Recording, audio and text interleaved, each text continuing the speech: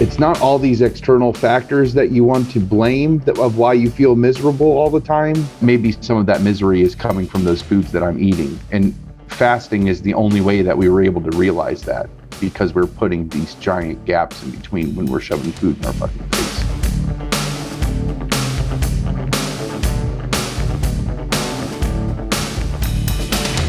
If you stop eating, then your body can do what it's meant to do to process the excess that you have in your body.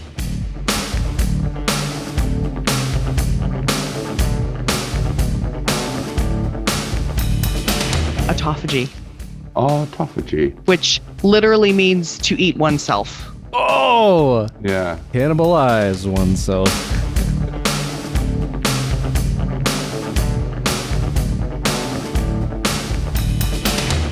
And willing to look at the choices that you've made and make the connections and not have to be in a Groundhog's Day for it to happen 1,000 times for you to go, wait a second, where's the connection here? Yeah. Our next fight that we're gonna have, like all this shit is gonna come back and bite me in the ass. I can feel it.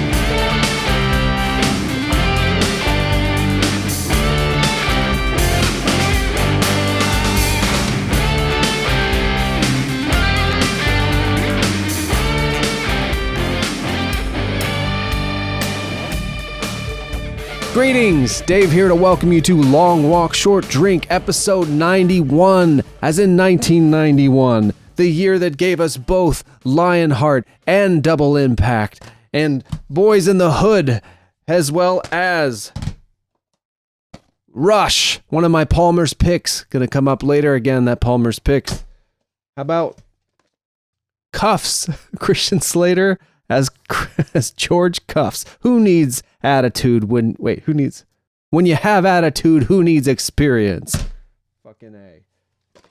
Shout, John Travolta and Jamie, introducing Jamie Walters as a young musician in the 50s at it's the Dead Poet Society of rock and roll. It's like in the 1950s. John Travolta comes to town and introduces this all boy school to rock and roll. Also in it, Heather Graham looking gorgeous. Holy cow. I don't know if this is available these days, but check it out. Speaking of gorgeous, 21. In 1991, the film 21 came out with Patsy Kensit. And if you're watching this on YouTube, I need say no more. Another beautiful lady in this film, Necessary Roughness. Yeah. Kathy Ireland plays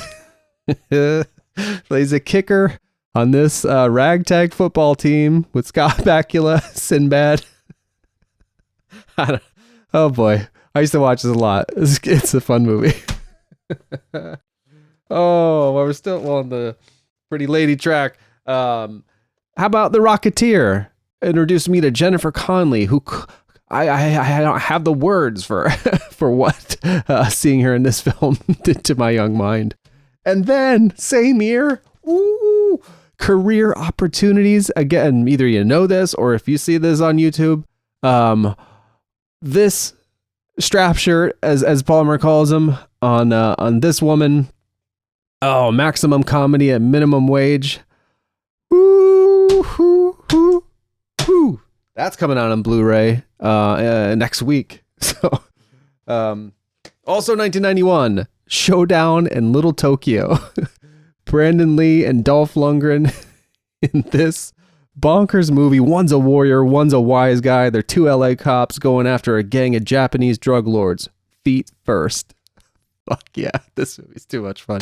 Check that out. A very cool movie that came out in 1991 but didn't come to home video till a few years later. Arizona Dream.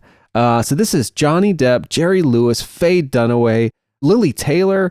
It's a weird little movie. The thing I remember most about it actually is Vincent Gallo does like an open mic, but instead of playing music or doing a comedy routine, he acts out the scene from North by Northwest where Cary Grant is chased by the plane. So I think he brings some corn stalks onto the stage and just does Cary Grant's side of that scene. In the movie, they intercut it so you can kind of track what's going on in his mind. But of course, the people in the audience at the small club where he's doing that have no fucking clue what's going on.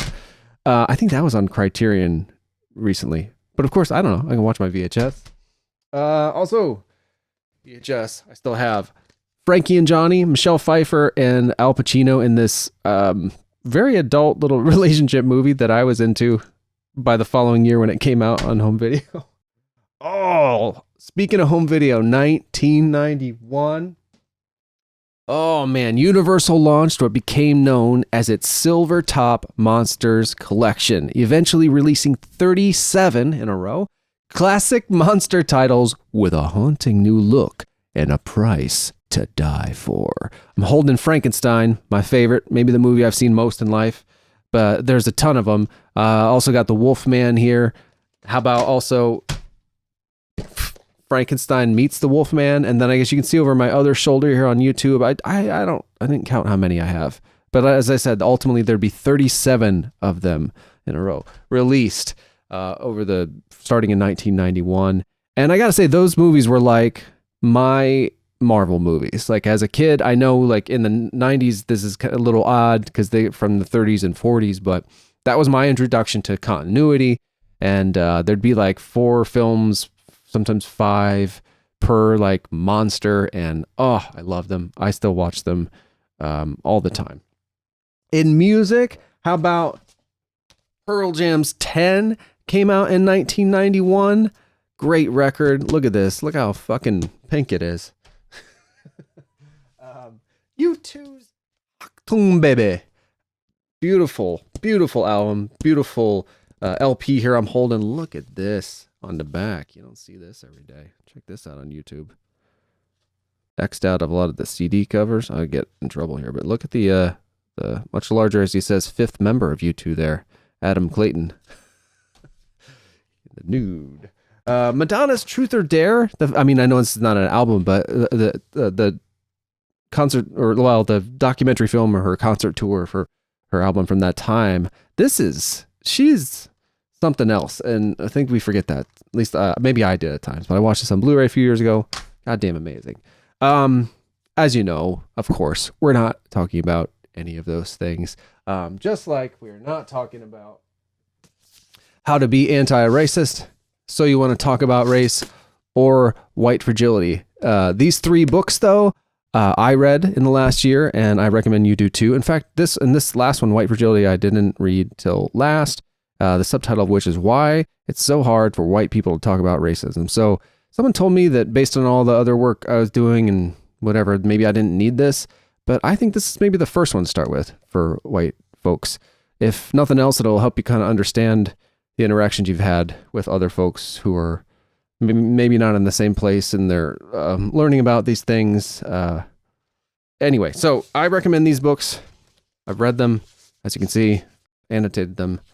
And this episode is coming out the weekend that the first new major holiday in over 40 years is introduced to a first national holiday in over 40 years introduced to the U.S. Juneteenth. If you don't know what that is, I didn't necessarily till a few years ago myself. Look into it. Read these books. Expand your mind, all that good stuff. You can take it. They're intense, but you fucking grow up. So what else? So also this weekend would be Father's Day. So wishing my dad, I don't think he listens, nor do I think he should, but put that out to the world. Happy Father's Day to Jimbo. Fathers everywhere. What we are talking about this episode is the continuation of the conversation that I had with Ash and Palmer. Last episode, you would have heard our discussion of the Stand series, the latest retelling of Stephen King's seminal novel. The first half of our epic conversation was around Palmer and Ash's their intermittent fasting, the various things that they've been doing to affect some positive change in their life, and to kind of try out various things and see how they work for them to feel better and to be more healthy and to maximize their joy and happiness. And so I'm all for that. Always interested to learn how other people are doing that, and really impressed by the lengths that they're going to make these things happen in their life. Change is hard, and they're fucking doing it. So We'll get to that here very soon, and then actually after that, I'll come back to introduce the last segment or the latter half of the show, which is Palmer and I just kind of shooting the old Shinola and a very old school long walk short drink type rambling chat that could have come from like our first year of shows. And so we'll get to all that here. Just real quick, I wanted to tell you about the latest kind of thing I made or finished. Actually, what I had anticipated being able to share with you today hasn't been published yet, like I thought it was going to be.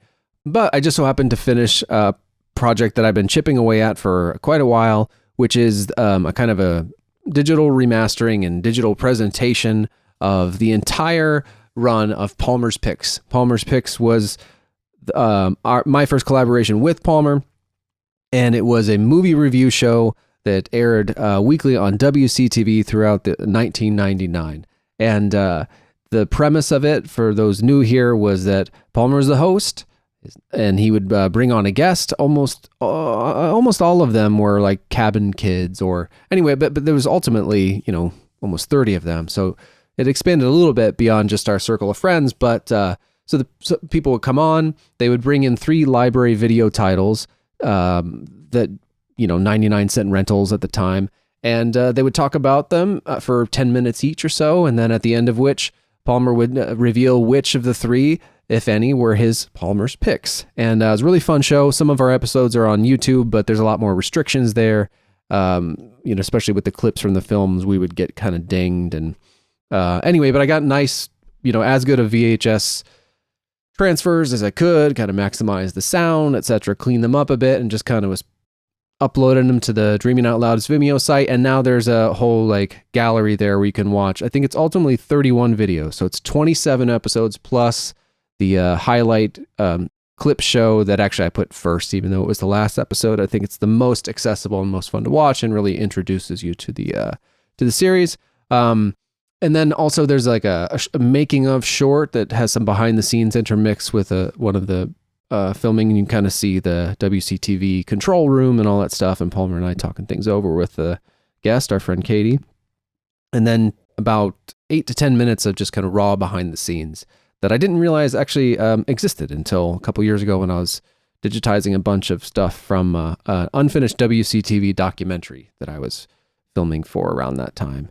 But anyway, so that all of that is available. It's not super easy to navigate to, but you can find it. I just tweeted about it at LWSD pod on Twitter. You can find the link there. I will put it in the show notes here, or if you just email the show, lwsdpod@gmail.com, I'll just send you the link. So there you have it. That's stuff I've made.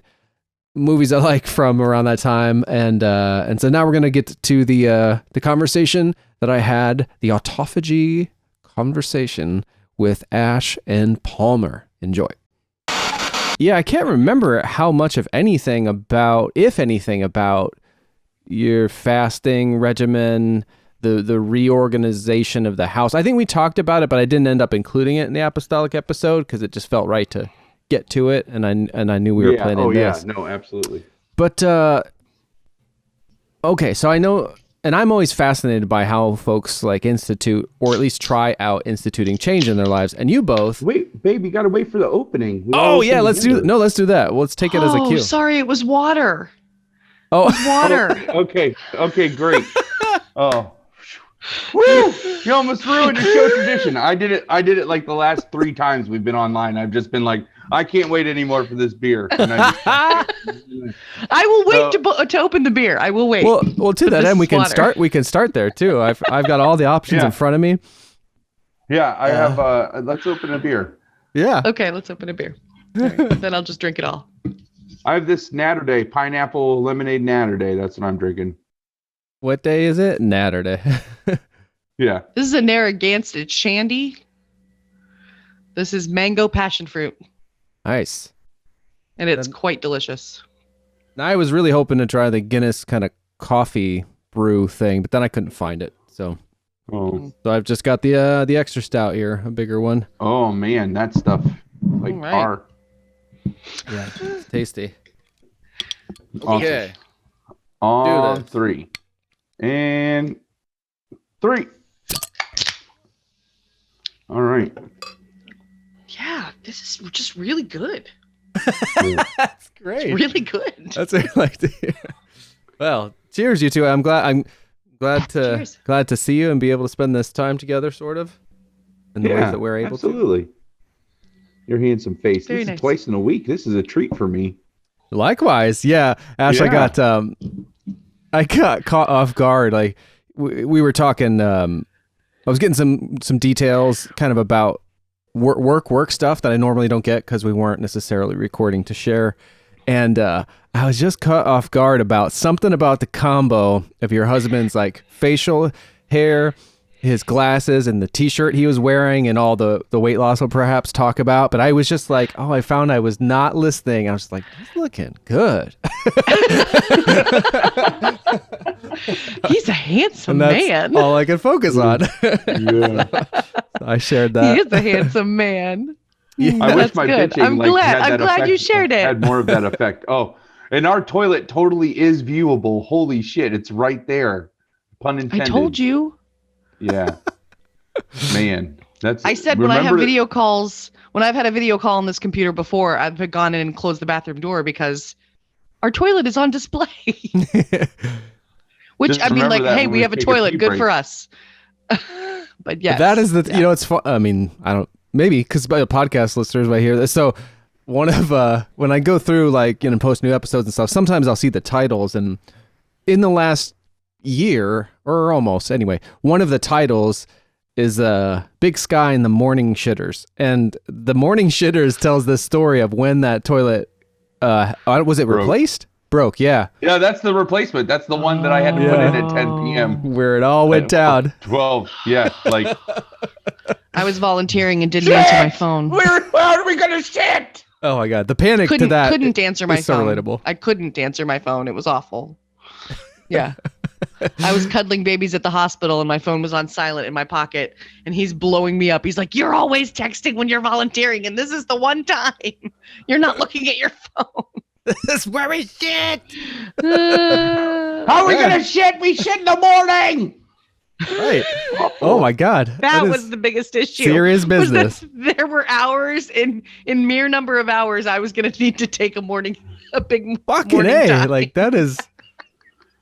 Yeah. Yeah. That's Yeah. dire. It was serious. and, and you bring up on Google, I checked Home Depot, closed already. Shit. So then I checked Lowe's, and they closed in 50 minutes. Like the Lowe's was 20 minutes away. So I'm like, I gotta get everything I need in 30 minutes. I'll have 30 minutes to get everything I need to replace this toilet. Oh, it was awful. Just Yeah. That's a great I story. think my favorite part of the whole story was talking to Rick about it later and you telling him what happened. And his first response was to make sure you knew about these things called chair height toilets. And he had been checking them out, and they seemed like they would I'm be like, a really dude, I'm not shopping good thing. for. I'm You're not like, splurging. no, you said I got one. That was what I got. I know about those toilets. That's the kind I got. But he was just making sure that I got like the top of the line toilet if I was going to be paying for it. Like, I can't even remember the last time. It might have been. Did we talk about Jordan Peele's Us together? Or was it? No, it was I A don't- Quiet Place, I think, funnily enough. Might have was that been. the last thing we saw? It would have been so awesome. The last if time we would've saw got to Ash, that yeah, show. on Yeah. the show, I think. Yeah. And you guys are going to go to see A Quiet Place in a movie theater? What, think Monday, we maybe? want Place to- 2? Yeah, we want Yeah. to. Part yeah. 2, yeah. Yeah. We were hoping that we would have Possibly already Monday. gone. Yeah. Possibly Monday. We were hoping we would have already gone. We were like this close, and it just didn't pan out. So We got into a fight. Oh. Yeah. and it makes it, you don't want to soil that experience. You haven't done that for over a year. The good. You want it to be like on all good vibes. That's a good call. Yeah. Because you need to be Yeah. unified in that moment. Because I told the Yeah. bride last night, I was like, I think they're going to go to see A Quiet Place Part 2 in a movie theater. Would you want to go to see that in a movie theater too sometime here soon? And it's like, would you be comfortable going to a movie theater right now? And she's like, I would be comfortable going to a movie theater. I don't remember exactly how she quite put it, but she's like, I'm a little like, I'm not sure to see that movie, but not because she doesn't want to, but because she's like, it's going to be so tense and all this. But I'm like, yeah. You got to see. That's why we got to see this particular movie in the theater. Yeah. He's making such a hard sell, which is so interesting because John Krasinski, you're making John Krasinski, like he was actually on a press junket when COVID went down last year for A Quiet Place 2, like A Quiet Place Part 2. Yeah, they did all the promotions twice. Down. All the promotion for it. So, and it's funny because if you watch the interview with Stephen Colbert, like Stephen Colbert has the CD that they gave him over a year ago that had A Quiet Place Part 2 on it. And he's like, the studio has been hounding me to make sure that they get the CD back because apparently I'm going to sell it on like the bootleg market. Yeah. But he said, I want it to be known that I'm handing it back to you now. Like you are now in possession of it. So he gives it back to John on the air. But he's making such a hard sell of, we pulled it from the theater and we waited until now to put it back in the theater because I made it for being in the theater. Like it's a theater movie. It's for that experience. Something you have to experience, on that screen. Yeah. And just us having such a fondness for the first one, I'm glad that I held out for my return to the theater to be for both a movie that I have some kind of sentimental stake in, and then also for a director that's making a hard sell that his movie is for the theaters. It's a rather unique. Yeah, it's kind of a singular argument for that. Usually it's like these, most filmmakers want their work to be seen in a theater. Sure. If it's not made for television, and probably even some that are, but usually that's about the kind of immersive experience and you're focused on it, or like the grandeur of it, of some sort of blockbuster type movie. But for the Quiet Place movies, I mean, this is all based on my experience of the first one. Like that whole thing of like, you have to be quiet or like fucking terrible shit will happen and people will die. And that experience, like in the theater of like, so the movie itself is quiet, and something about that actually then forces the audience to be quiet, both to kind of not be disruptive, but then also like something about you sort of feel like, I can't make a sound. Because the bride said that too. She's like, I'm nervous about making noise on my food. And I'm like, you like this, you get the soft pretzels. It's going to be me to chomp into the popcorn. That's going to be a problem. Anyway, I'm trying to make the hard sell as well, but I just think it's you hear that a lot about like, gotta see this in a theater. But I do think that this particular film would be really done a disservice, like to just see in the privacy of your home, when you can escape, you can pause and get away. You can talk if you want to make yourself feel better.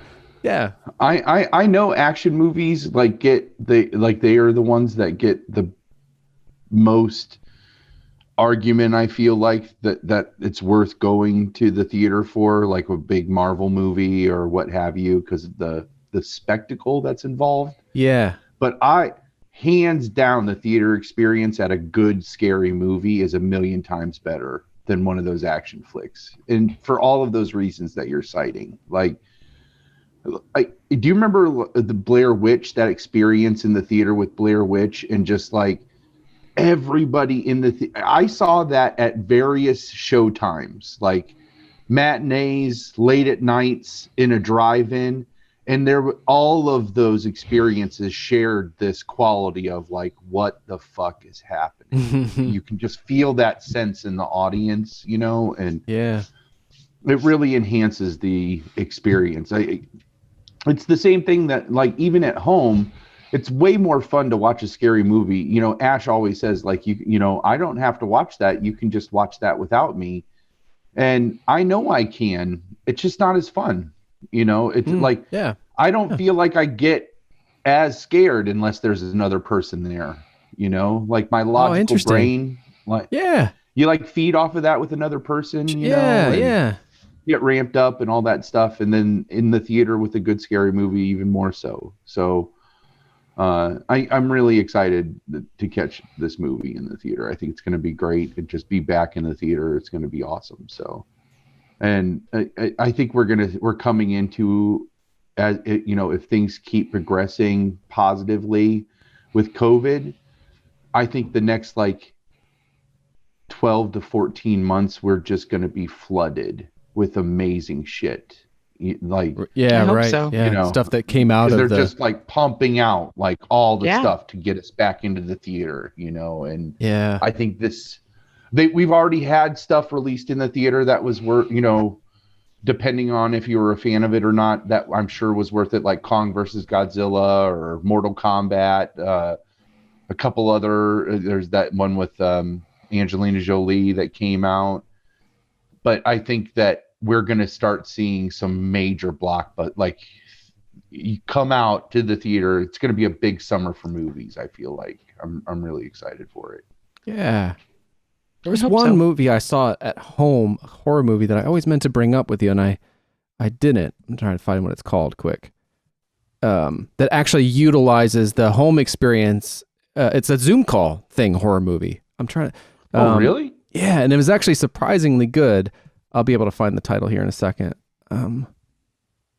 Host? Is it called Host?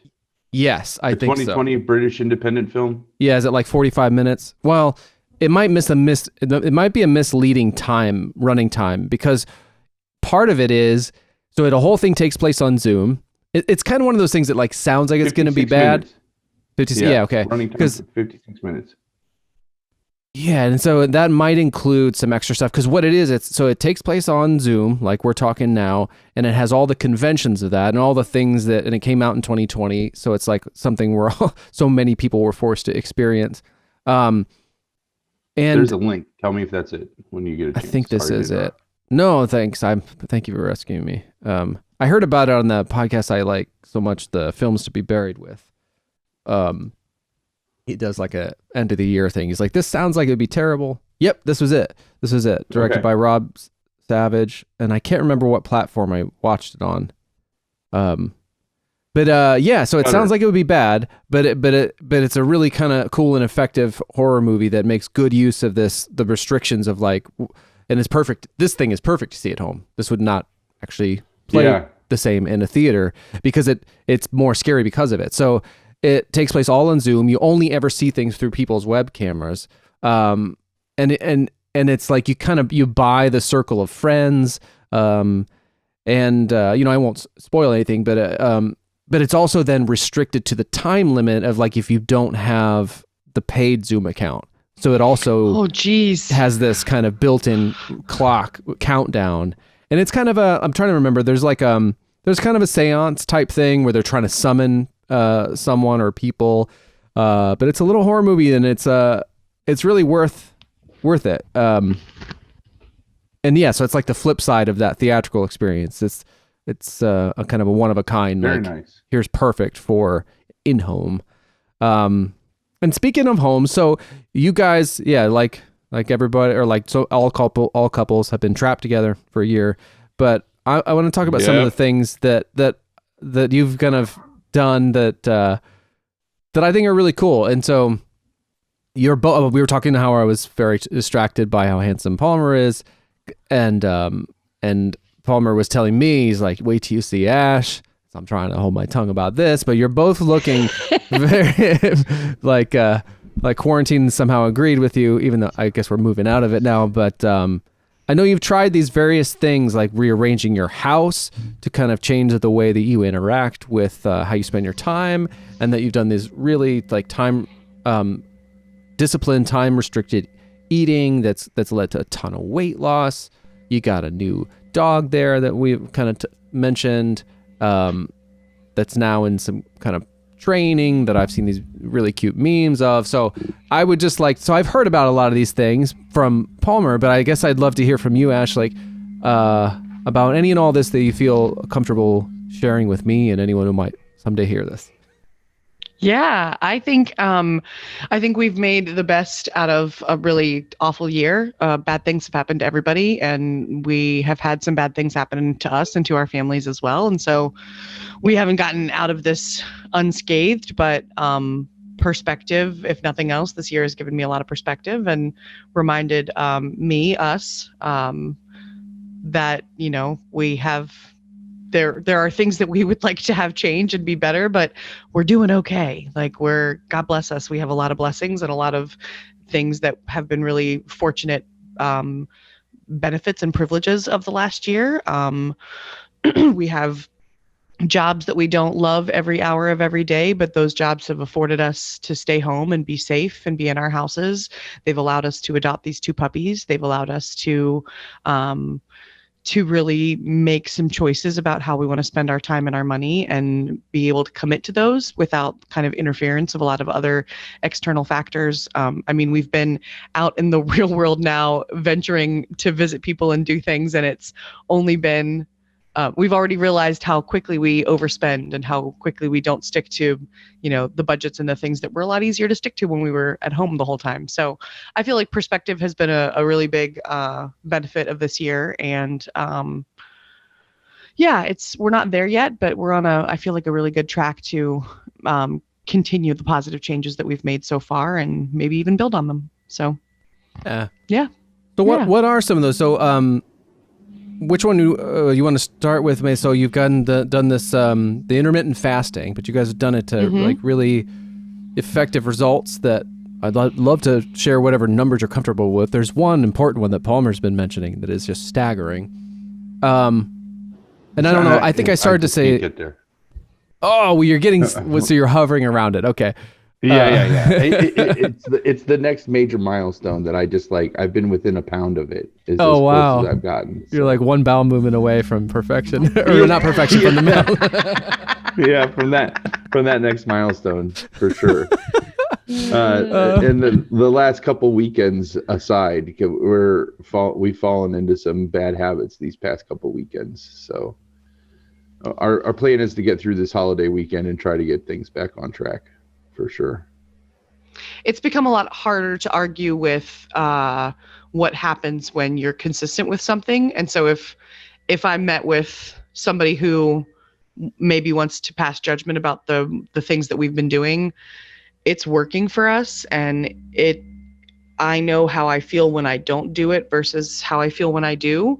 And knowing that we have felt so good on the good days and have lamented feeling so supremely crappy on the days that we allow ourselves to do things that we used to do all the time without even thinking twice about it. Like, it's just made us a lot more conscious and mindful of the choices we're making and why, and why do I do this to myself? Or I hate feeling like this, or this, I know I can clearly track, I feel this way because of these choices. And so it's just becoming harder to deny that there are some things that we do to ourselves that we shouldn't do to ourselves because they serve no benefit. They feel really good in the moment, or they're really fun, or it's like really nice to be able to eat a bunch of crappy food and stay up too late. But that doesn't benefit us. We did that yesterday. We had some people over from work and to play some pinball, and we sprung for there's a Giannino's, shout out to Northeast Ohio pizza chain. Wow, you got one of those down there? Yeah, there's a barcade that has a bunch of pinball machines, a bunch of arcade games, and great beer. And the owners are from Akron, and so they missed Giannino's so much they bought a franchise and opened it on right next to the barcade. So you can actually be at the barcade playing pinball and arcade games and order a Giannino's pizza, and they'll walk it over across the street to the and JoJo's, and they call them JoJo's. And JoJo, yeah. Really? Wow. It's like one of only 2 places in Dayton that I found that you can get legitimate JoJo's. I don't think it had it, but hearing that made me suddenly think of Sparky's Pizza and that distinctive crust that I suddenly wanted that from growing up in Rittman. Rittman had an equal number, it seems like, of churches and pizza places. And video stores at one point in time. Oh, yeah. You had Pioneer, you had Hometown, you had Rental Time. And I guess those would have been the only 3 maybe operating at the same time. But before that, then you could get them, what was the... Well, no, Lawson's? But what was the... Mainway Market, yeah. Yeah, Mainway had a rental section in it at that same period of time. Rite Aid. Rite Aid, I think, had a video rental section in it at that point in time. So, it was great. It was just too. And it was awesome because then you could, and it's such a small town. Like some of those places, you could be like, "Hey, can you call me when this comes in?" If you were like friends with the person, and they would hook you up, like it was fantastic. I remember there was the down at rental time. There, in hindsight, maybe the girl had a little bit of a crush on me, but I remember I had come in there like a couple times looking for a particular movie, and I didn't even ask her to. She just out of the blue, our house phone rang, and she's like, "Hey, this is so and so from rental time. I'm just letting you know that this movie you've been looking for just came back if you want to come down and rent it." And like that kind of shit, that's the only kind of shit that you can have happen in a small town video store like that, where it's just like, so I don't know, it's like a local watering hole, right? Personal, yeah, it's personal. Yeah. So do you remember the video? Do you remember the movie or just the no? Oh, it'd be so interesting. God, no. There's yeah, no idea. There's a couple, just shout outs to some movies about video stores. Real quick, I can't even say that much about them, but there's one back there I happened to have, when I was in talks with the Lunch Meat VHS company about maybe releasing the Crow documentary on their VHS label. They sent me a bunch of stuff, and one of which was a VHS copy of a movie called At the Video Store, and it's about like small video stores that still exist throughout the country.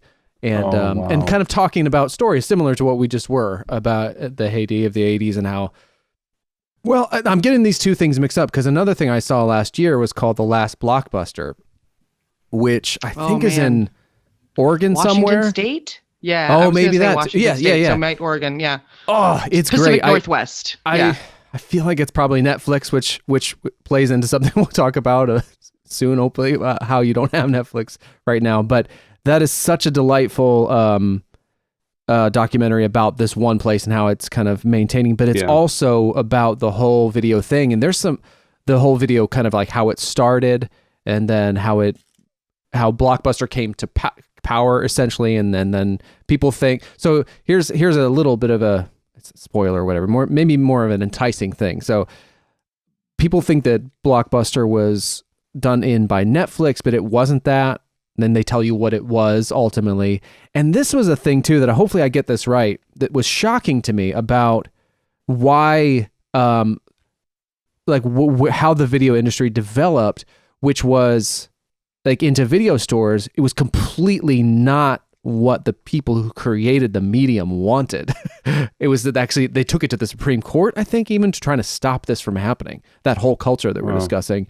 So it was something to do with like, so, and this carried over this whole thing of like when something came to home video, most of them were like nearly $100 to buy. Yeah. And the reason that is because studios felt they reasoned out that like how many people might cram into someone's home to watch a movie and how would that be divided by, say, ticket sales or something. Mm-hmm. So they priced them at that for that reason.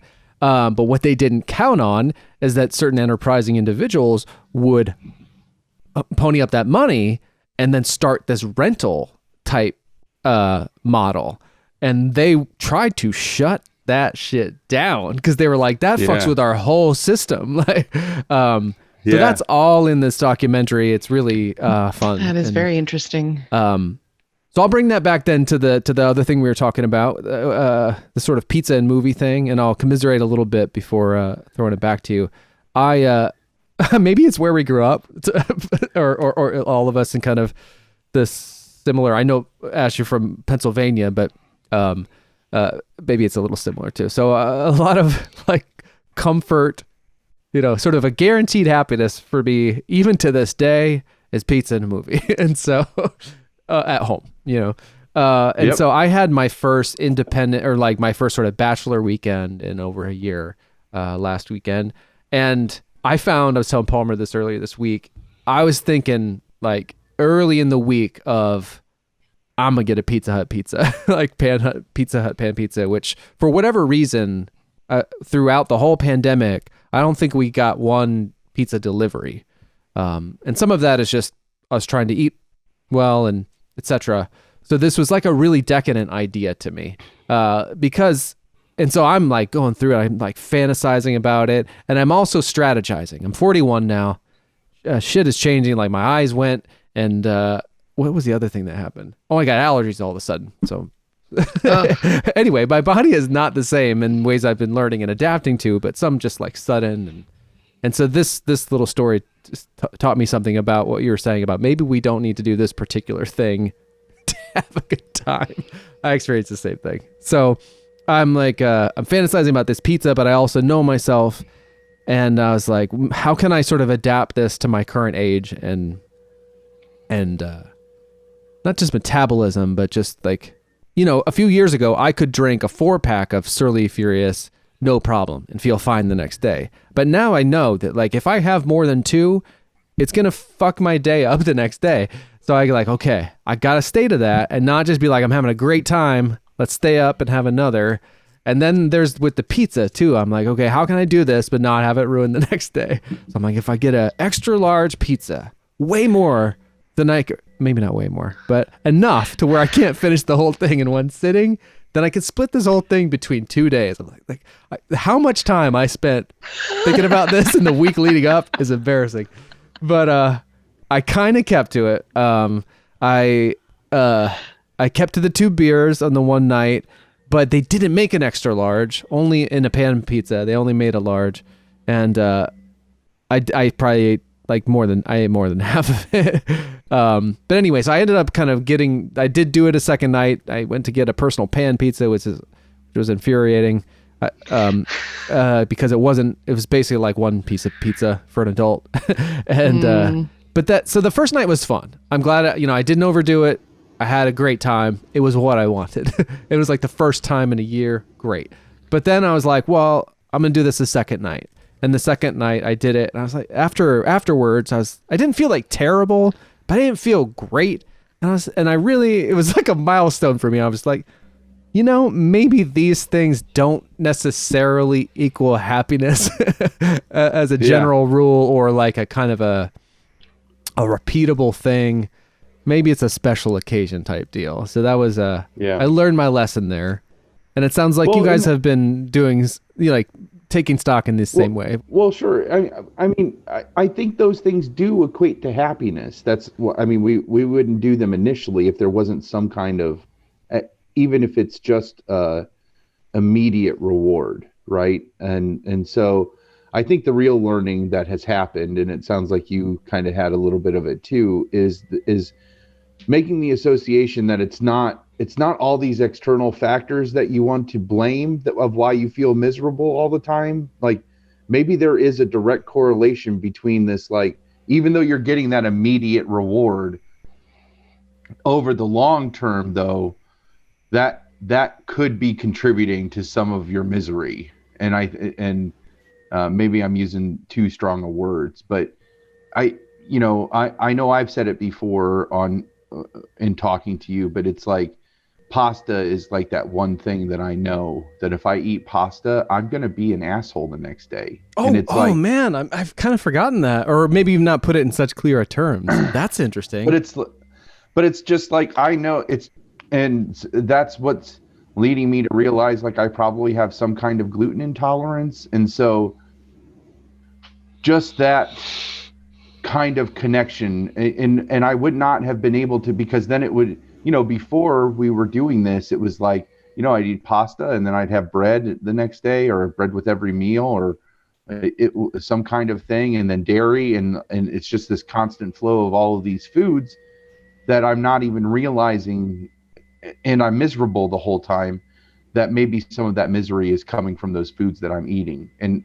fasting is the only way that we were able to realize that, because we're putting these giant gaps in between when we're shoving food in our fucking face. Right. Yeah. You're able to sort of see the difference. Like you're able to identify it more clearly. Yeah. I know for me, it's been a much more, just kind of sustained moderation type thing, which is for me, challenging, or has been at times, because I'm just not a moderate person in the things about which I am enthusiastic. So, But so when people would say things like, oh, I got a sugar high or all this, or like I ate this, and I'm just like, I couldn't relate to any of it. I couldn't see any correlation. I didn't notice because there was perhaps the intermittent thing. I just never noticed like a reaction of my body to food. Like people are like, oh, I can feel this like energy I'm getting from this. And not to say that I feel it really strongly now, but I have found that as I've regulated my system and sort of found a balance that seems to work for me, I notice those things a lot more because of the regulation. So, but you guys have taken this really much more disciplined and kind of intense approach that's also been working for you. And so I'm interested in, I know it sounds kind of like interviewee, which I guess is how it can be, but I also learned so much from other people's examples. And so I'm so fascinated, especially about how folks create change in their lives and how they try it out and then how they determine what sticks. And I think it's helpful for me to see that idea of like different things work for different people. I talked to Pumps. His birthday is around, Cabin Kid Pumps, his birthday is on January 1st. And so we had a call like this and we were talking and he was fucking looking great too. He's got goddamn shredded. And like, he's like, I'm like, what? And we were going to have a beer. And he's like, I haven't had like maybe 2 beers in the last year. And I was like, oh, okay. So he was telling me about this sort of regimen that he's on and basically like what he eats. He basically eats like chicken, rice, and broccoli. Maybe every meal all day. I don't know, for the most part. Anyway, and I was looking to make a change. So I kind of adopted just Pumps' thing of chicken, rice, and broccoli. And I didn't experience like whatever the transformation he did. He gave me this calculator thing that I ran. And it turned out like, oh, I was actually kind of within this calculator of things based on what I was also eating. But anyway, from talking to Pumps, I'm now eating chicken, broccoli, and rice every day for lunch, and I feel pretty okay. But I'm just saying, like, I really learned a lot from these examples, and I think yours is really like the results that you guys have described or that Palmer's described have been so. I mean, you like lost like a whole person, like a whole, and so almost. So tell me about tell me as much as so Pumps just told me, he's like, here's what I eat. Here's exactly what I eat. So I'm not saying necessarily, but I think I'm interested in the example of like this thing that you've tried out and how it's worked for you and maybe why. And I'm sure others could benefit from that as well. Before Ash starts though, I just want to add the caveat that we are in a totally different realm of like health and fitness than Pumps or you even, Dave, where it's not like you're almost in a maintenance level where it's like you don't have an entire person's worth of weight you need to lose, right? And so some of the things that we're going to talk about might either sound really extreme or not extreme enough. But like I could not eat, if I tried to eat just chicken, rice, and broccoli for all of my meals, I would fail at that horribly. So you're going to hear some of the stuff that we talk about where it's like they're talking about losing weight and they're eating these things that they're talking about eating. How could they possibly say that that's healthy or feel like that's them trying to lose weight? And so just take that with a grain of salt that we're in a totally different place and we know that what we're doing now might not be as effective or what we'll be doing a year from now. Right. So that's those are two big caveats. Yeah. Well, I'm fascinated too by the health thing because I grew up thin and I'm vain. I'm sure. And so but I never actually effectively started to actually lose any weight until that was no longer my focus. And I was just like, I feel kind of crappy. I'm getting older. And it was like, it's been, I guess I probably plateaued after about 5 years of just gradual incremental adjustments to try to feel not quite so bad. And so Yeah, and then I don't know what Pumps' thing is too. Though Pumps was like, I fucking look like Brad Pitt in Fight Club. That's the weight I'm at. I'm like, oh my god. And then he's talking about his wife, and she's like, she couldn't give a shit. Like it's like only other dudes care about looking like Brad Pitt in Fight Club. I was like, yeah, I'm very interested. If you need to kind of show this off, please send me pictures. Yeah, no joke. Oh my! Can he wear some yellow rubber kitchen gloves? And like stick his belly button. Like, please, I want to see that so bad. You know, when these little text threads start up with Pumps, like every once in a while, like there was the one about what's the most sort of white trashy chip to eat, and it went on for a couple days, and then this recent one about customer service. Yeah, we might want to start one like with a picture of that from Brad Pitt from one of us, and be like, Dave says you kind of look like this now. Prove it. Someone should send him a pack of those gloves in the mail before you do anything. Yes. You send him a pack of those gloves in the mail, Pitt, and then start the text thread. And I'm gonna label the package the Brad Pitt cosplay, like Tyler Durden cosplay costume. Ooh, and all it is yellow kitchen gloves. It's just yellow kitchen gloves. I'm liking Tyler this Durden a lot. Cosplay. Yeah. So I mentioned some of that because part of what I like about this is some of your motivations as well, and I just really I'm impressed by it, I'm intrigued by it, and I do think others would benefit. I mean, if they're like me and they benefit from other people's examples. Yeah. So what have you tried? What have you been up to, and how what's worked for you? My caveat is that not everything works the same way for every person, nor should it. And so the fact that we have found this thing that has worked for us is awesome for us. But even the way that he and I fast isn't the same every day, all the time. So I think the biggest benefit that has come in the last year and a half or 2 years has been consistency. And when we have stuck to something consistently, then we realize we see the benefits, because some of the choices we have made could be considered a little on the extreme side. But like he said, also, we have more weight to lose. And so we know that what we're doing right now, the schedule that we're keeping right now, is not going to be sustainable in a year or two when we're hopefully down a little bit more weight or at a different stage of understanding our bodies and listening to our bodies with how we are impacted when we put things inside of it. And I get a little nerdy and soapboxy when I start talking about the science behind understanding what happens when you put something in your mouth and knowing this is all very erotic, but get specific. Go slower. So my initial motivation for fasting was insulin resistance. I have a couple autoimmune diseases, and so insulin is a big factor in the flare-ups of my polycystic ovarian syndrome. So my body has too much insulin, and so it doesn't know that it has this insulin, so it keeps making more because it thinks it needs to. And you can't lose weight if your insulin is elevated. When you eat something that raises your insulin, that tells your body, hey, we have an energy source, let's process it. And I am very much dumbing down what is happening because there's a lot more science to it than what I'm saying. But the basics is that you eat something, your body takes over and processes it to send the nutrients and the energy to the different areas of your body where it needs to.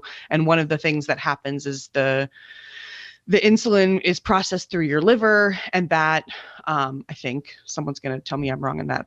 But however the insulin is processed, if you have too much of it, like I do, then your body doesn't use it properly and you can't lose weight. And so when you don't eat, the insulin in your body drops because you haven't eaten anything. And then if that happens for long enough, your body needs energy. And so the first place it's going to go is to the stored energy that you have. And if your stored energy is empty because you haven't eaten anything, if you haven't eaten anything, you don't have any stored energy, then it's going to go to your reserve stores, which is your fat, and start taking what has been reserved there that hasn't been used because they've had, sugar or whatever you've eaten from when your glucose elevates. So that gets a little too scientific-y. But basically, if you stop eating, then your body can do what it's meant to do to process the excess that you have in your body. And the refrigerator, I'm sorry, what do we call that process? Yeah. What's our autophagy. Autophagy. Autophagy, which I've literally never heard basically- that word. Well, maybe Palmer told me literally before, literally Yeah. means to eat oneself. but... Oh! Yeah. Cannibalize oneself. Yeah, we're all cannibals.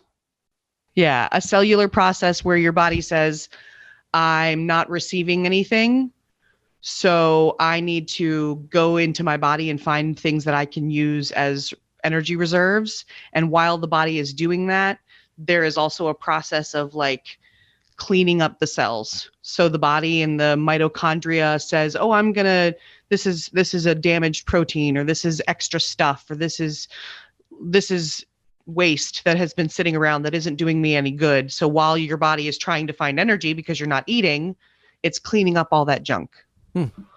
And that is probably what has kept me most motivated to fast and motivated to stick to, like, to have that consistency, because I know if I'm able to maintain that process of giving my body at least 18, 24, 36 hours of not eating anything, I'm going to feel better. And then when you start getting deeper into the science, there are scientific things that are happening that, like, they say people who are going through chemo, if you fast through your chemo treatment, like find a window of fasting where in between getting your actual chemo, like, and radiation treatments, your body will respond better to it if you're in a fasted state, because it's not trying to figure out processing the food. It can just be healing itself and taking care of cleaning up all those cells that it needs to through autophagy, because you're not adding any extra food to it. But we highly encourage, if you are going through chemotherapy, you would discuss that with your doctor before. Of course, you of course. I should have said that this is better for you. That is just one. Yeah, that is just one small, piece of like, research that you might have run across. But anecdotal, for sure, like, if you are going through cancer treatment, please discuss fasting with your doctor before making any decisions you might hear from armchair doctors on a podcast. So, yes, thank you. Yeah, that's true. So I'm not trying to correct you. I'm just trying to add to what you're saying. I agree. I understand. And I agree with you. Thank you for saying that. What's so 36 hours is 40 plus. It's really like, when we're doing what we're supposed to be doing, we're going like 43 hours in between meals. Wow. And so take me through, it's difficult for me to kind of wrap my head around experientially what, how one can feel good through these things.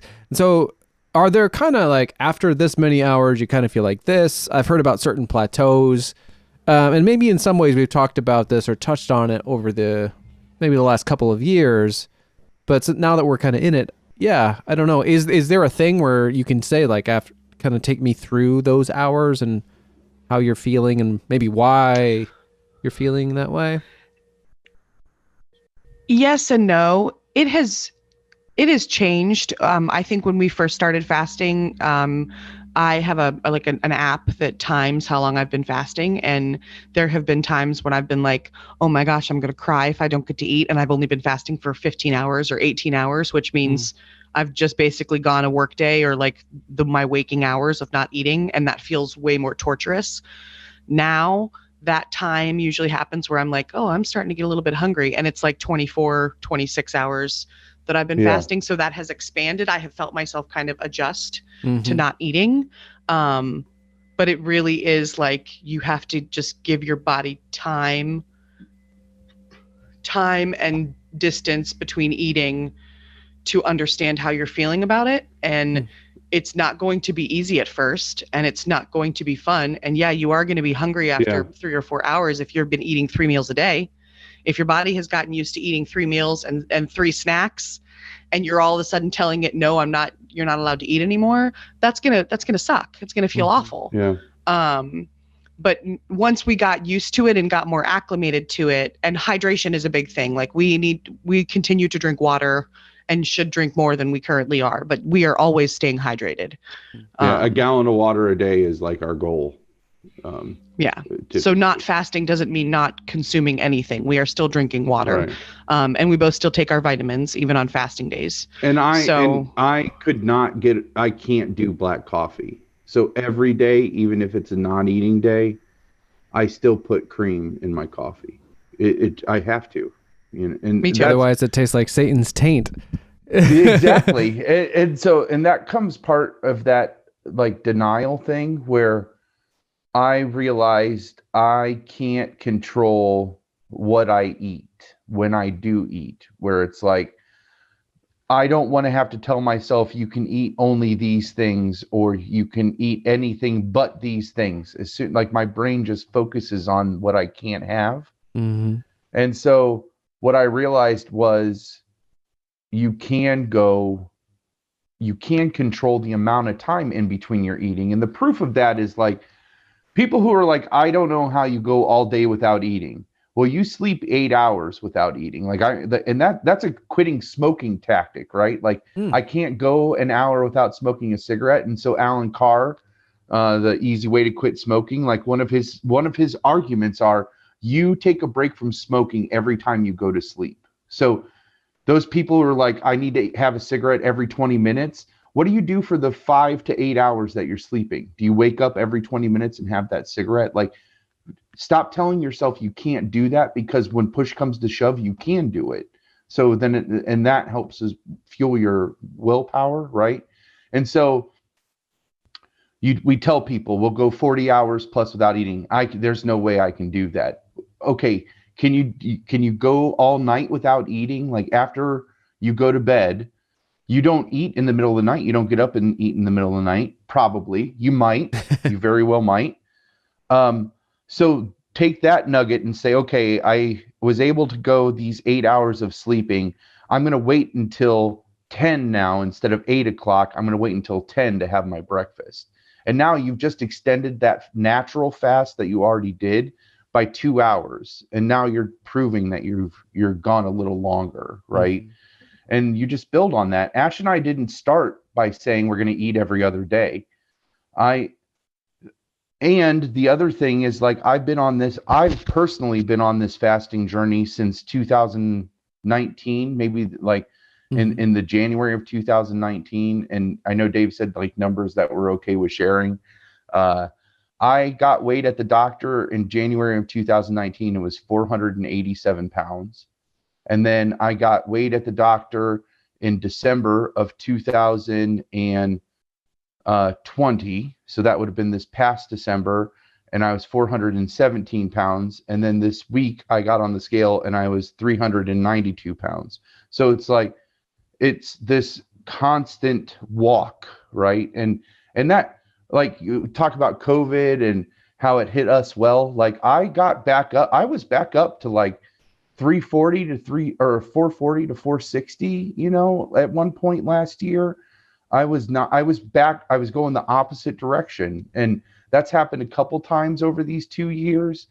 And I think that's the other piece is like, first, don't tell yourself you can't. Look for the ways that you are doing this thing that you think is impossible and build on that. And then the other one is like, just don't, like, they say that all the time is like, don't beat yourself up over one day. Don't beat yourself up over a bad 3 months. It's like, just as long as you come back to it, you know what I mean? Like shit happens, and I'm an emotional eater. I love like this kind of weather is like Carb City right now, like where it's like dreary and wet. All I want to do is order a pizza and sit in front of the TV and not do anything. And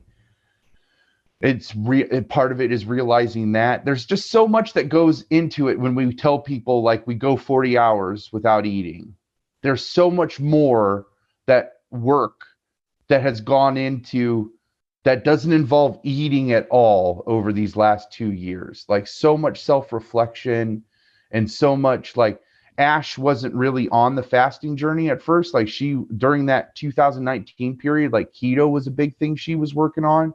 And that's where we really started to realize like we need to do what works for us. Cause up to that point, like I felt like at different times, both of us were really pushing for the other one to do exactly what we were doing. Cause I think we wanted that support and knowing there was somebody else doing it. But I think the support comes in, oh, somebody's trying to. It doesn't matter how they're trying. They're just trying to, Oh yeah. That's and so, it's funny because like fasting is this big buzz right now. I feel like that's like everybody's kind of like doing some form of intermittent fasting. And so then you say that, like, people ask what we're doing to lose weight, and you say intermittent fasting, and they're like, I tried that. I got up to like 8 hours and I just couldn't do it. And it's like, of course you couldn't, because you've been conditioned for we couldn't do 8 hours right off the get-go either. Like, we had to, well, I did do a 5-day fast. That's how I proved to myself that I didn't need to eat, but I'm weird in that way. 5 days is desert island shit. That's incredible. I lost almost 30 pounds in that 5 days too. Whoa. It's crazy. If you keep your hands busy, it's a lot easier than you would think it is, because again, it's a mental game a lot of the time to be like, just because the clock is telling me it's time to eat doesn't mean I have to stop what I'm doing and eating. I'm going to keep myself busy in other ways, and the time goes. Then it's the hormone in your body that tells you you're hungry is ghrelin, and ghrelin spikes. There are peaks and valleys of ghrelin throughout the day. And when does ghrelin most often spike? 9 a.m., 12 noon, and 6 p.m. because that's typically when people they've been trained to eat. So their body is reacting to that. So when you feel those hunger pains, if your body is telling you you're hungry at 9 a.m. and you tell it to shut up and drink some water and wait another hour or two, then that ghrelin is going to bottom out. It's not going to continue to spike if you're not feeding it. Yeah. And I think the like boredom, getting back to the activity thing, that also was a huge learning thing that tied into the rearranging of the house, is just because if my brain's not stimulated, eating is one of the things it thinks about. Like, that really stimulates me. So let's eat. And if that sounds silly, think about the last time you were at a good restaurant and the conversation, like, once your food arrives, what does the conversation turn to? You're talking about, you're stimulating your brain by dissecting the flavors that are in your mouth right now. You're talking to you're asking them how their food is. You're engaged in conversation with them. And so that is an activity, like, and if eating is a big part of your life, which for big people, I'm sure it is. I'm sure I'm not the only big person that eating was a big part of their life. It's looking for that stimulation. And so it's like, if I can find an activity that will consume me in that same way, eating is the last thing I think of. I could go another 5 days without eating if I had a task that engaged me fully mentally. For those 5 days, I would not think about food that entire time.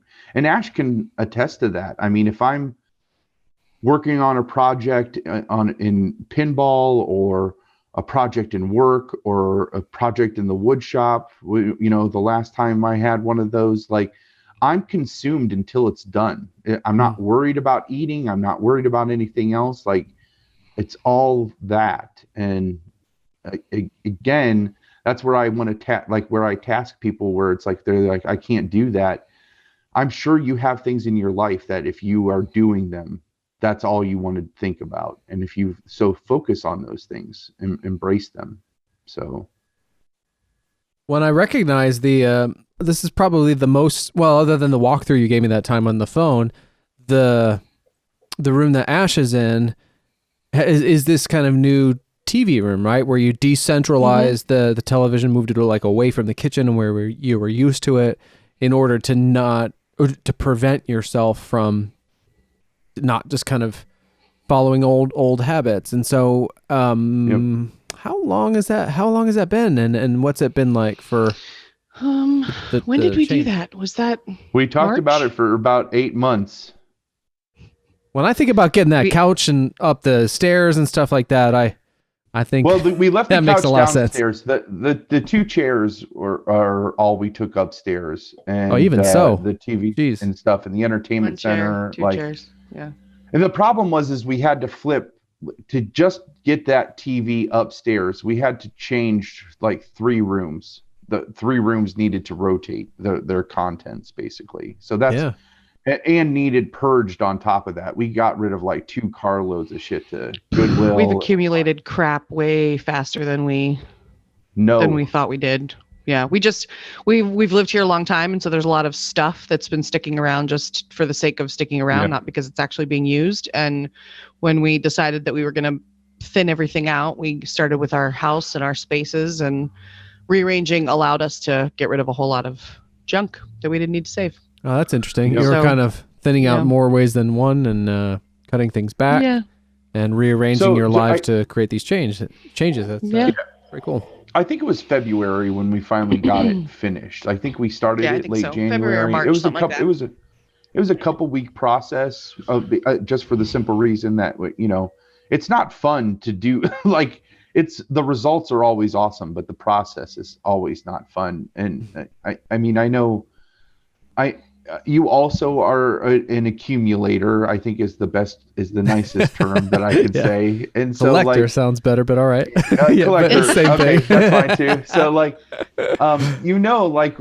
I'm sure you get to these same points where you finally just look around and you just like, this 5 piles of shit. I've moved this 5 piles of shit 8 times and never touched them, other than those moving them to somewhere else, to another pile. And then you just get to the point where I still have this pile of electronics that is now in its 4th room, I believe. Mm-hmm. And all I want to do for my own mental sake is to go through them and like wipe our data off of them before we get rid of them. And it's just like, but like giving up the afternoon on that is like something I just don't want to do. It just doesn't, there's always something better to do that comes along. Oh yeah. So that's part of like why it took so long for us to get these things changed around. But almost immediately it had an impact. I feel like taking that TV out of our main floor. It just, it's funny because we were talking about it earlier this week with another friend where they were asking how that was going with the TV not on the main floor. And our first reaction, because this is when it was in the 90-degree days, was just that we wished that our old house had better circulation so that the AC actually made it upstairs as well as it does downstairs, because it does not. And the second one is that it's great on the days that we do not sit down in front of the TV right away, because we will find tasks that, even if those tasks are, so we call the room that used to be the living room on the main floor is now the study. And that room that Ash is in right now, we call the rumpus room, right? Oh, nice. And so, Oh, I like this. Like and the only reason for me, the study, you got to go in with like a robe on. Well, it's got our bookcase. There's a big bookshelf in there. And any leather-bound volumes. So that even if Ash is sitting on the couch in there with the dogs, reading on her iPad or reading a book, that to me is way more productive than just losing it the entire evening to YouTube, right? Mm-hmm. And so the nights that works, where we find an activity that keeps us from in front of the TV, and we will make it up into the rumpus room at sometime between 9 and 9:30. And then the last 40 minutes to an hour of our day will be spent with YouTube instead of our entire 4 to 6 hour evening, right? And so that's great on the days that works. The problem are the days that we don't wait until 9 to get up there. Like we get, say we're going to be eating and we'll say, do you want to eat this in front of the TV? Yeah, we haven't done that in a while. That sounds good. And it'll be 6-ish, or a little earlier, 5-ish. And we'll go to sit down and we will burn. It's once we sit down up in there, we're there, So we don't come back down and play pinball or do any other activity. So it really is this, I feel like we have to be intentional about not going to that room until we're ready to. And that just to me further proves that it was necessary, we still will get sucked into that TV if we're not careful. So, well, and all of it's like that whole progress, not perfection idea. And also too, that you have to change things every so often because of whether it's your body or your mind, you adjust to certain things and you don't notice till you have the contrast of and so those, and so to kind of piggyback on what you were saying earlier about, just kind of coming back to it, everything and focusing on the wins. So it's all of those days you didn't do that, that counts. Progress. I think a lot about, this book that I read by a researcher called Tracy Mann, who has this eating lab. I probably talked about it on the podcast at some point. Yep. But her whole thing was, it's just like people have this idea about willpower. It's just a myth. She's like, I've studied this scientifically, and the thing is, if there's a cupcake on a table and you pass it 100 times, and on the 101st time you pass it, you eat it, you ultimately ate it. And it's not a thing of willpower. Like, how much willpower did it take to pass it 100 times? But it just takes that one time to have. So she's like, the whole thing about how you can do this stuff is around habits and certain, like, kind of, maybe you just sort of arrange your life so you don't have to pass it 100 times, and you're less likely to grab that cupcake. And so it's like this sort of reminds me of that, and it seems like a really effective. And I love the idiosyncratic way too. It's like, you guys figured out, like, what do we need to do to kind of change this thing that we want to change, and then you're always trying stuff out. I always think it's very Bruce Lee of you, but so. Well, and then it becomes about choices. Yeah. And then it's about our choices. So are we choosing to say, yes, we want to go upstairs and sit in front of the TV at 5 or 6 o'clock, or we're going to say, no, let's stay down here, or let's find something else to do, or let's not, like, even if we it's have just other playing, options. like we'll burn whole evenings playing pinball, but we're on our feet, we're talking to each other, we're not zoning out on shit. It is effective. And the other thing that makes it all possible is, like, one of these ideas will spark in one of our heads, and it's one, having the comfort with your partner to be able to share hey, I have this crazy idea of moving our TV up into the office. That's how this started. Mm-hmm. Like, we're sitting here, we've lost another entire evening. Like, what if the TV was up in the office where we weren't? And then the conversation blooms into, well, what would that look like? And would we keep the office in the room the office is in now? No, I think we should move it back to the room it was before. It's a little bigger. And so one is like having a partner that because there's no way one of us would have been able to do that move by ourselves. So you need the buy-in of the other person. And so then the other thing is then having the partner that's willing to be like, yeah, this is going to be a lot of fucking work, but let's do it. We had a whole moving strategy, because of course First we're do lazy. this, So then do that. Yeah. So we want to minimize how many times we touch shit. So we're not like moving it over into here and then move it here and then move it here. And then now we're going to move it to its final spot. Like, how can we minimize the amount of times we touch everything? That sounds smart, not lazy. That's awesome. Yeah. So then we go through and we just we had a whole map out. Like, we're going to do this step and then this step and then this step and then this step. And it worked. And by the end of that, when we were finally ready to move everything around, it took us a good day and a half to get everything moved to its respective spots. And then we just put everything together. So great. Those two things were crucial for that. We were willing to we were brave enough to talk about it, and then willing to actually follow through with it eventually after we talked about it for 8 months. We talked about it for a long ass time. I don't know, to the point that I was concerned it wasn't going to happen. And then it finally did. And once it did, it was great. That's awesome. So, reminds me of measure twice. What is it? Measure twice, cut once type thing. Yeah. I find that whenever I put together a shelf or something, I always fuck it up at least once, put something together incredibly backwards, because I don't have the maybe discipline to plan it out the way that patience, that maybe you guys a little did. bit of patience too. Yeah, there's something about that. I'm just but it's very inspiring. Yeah, what you described.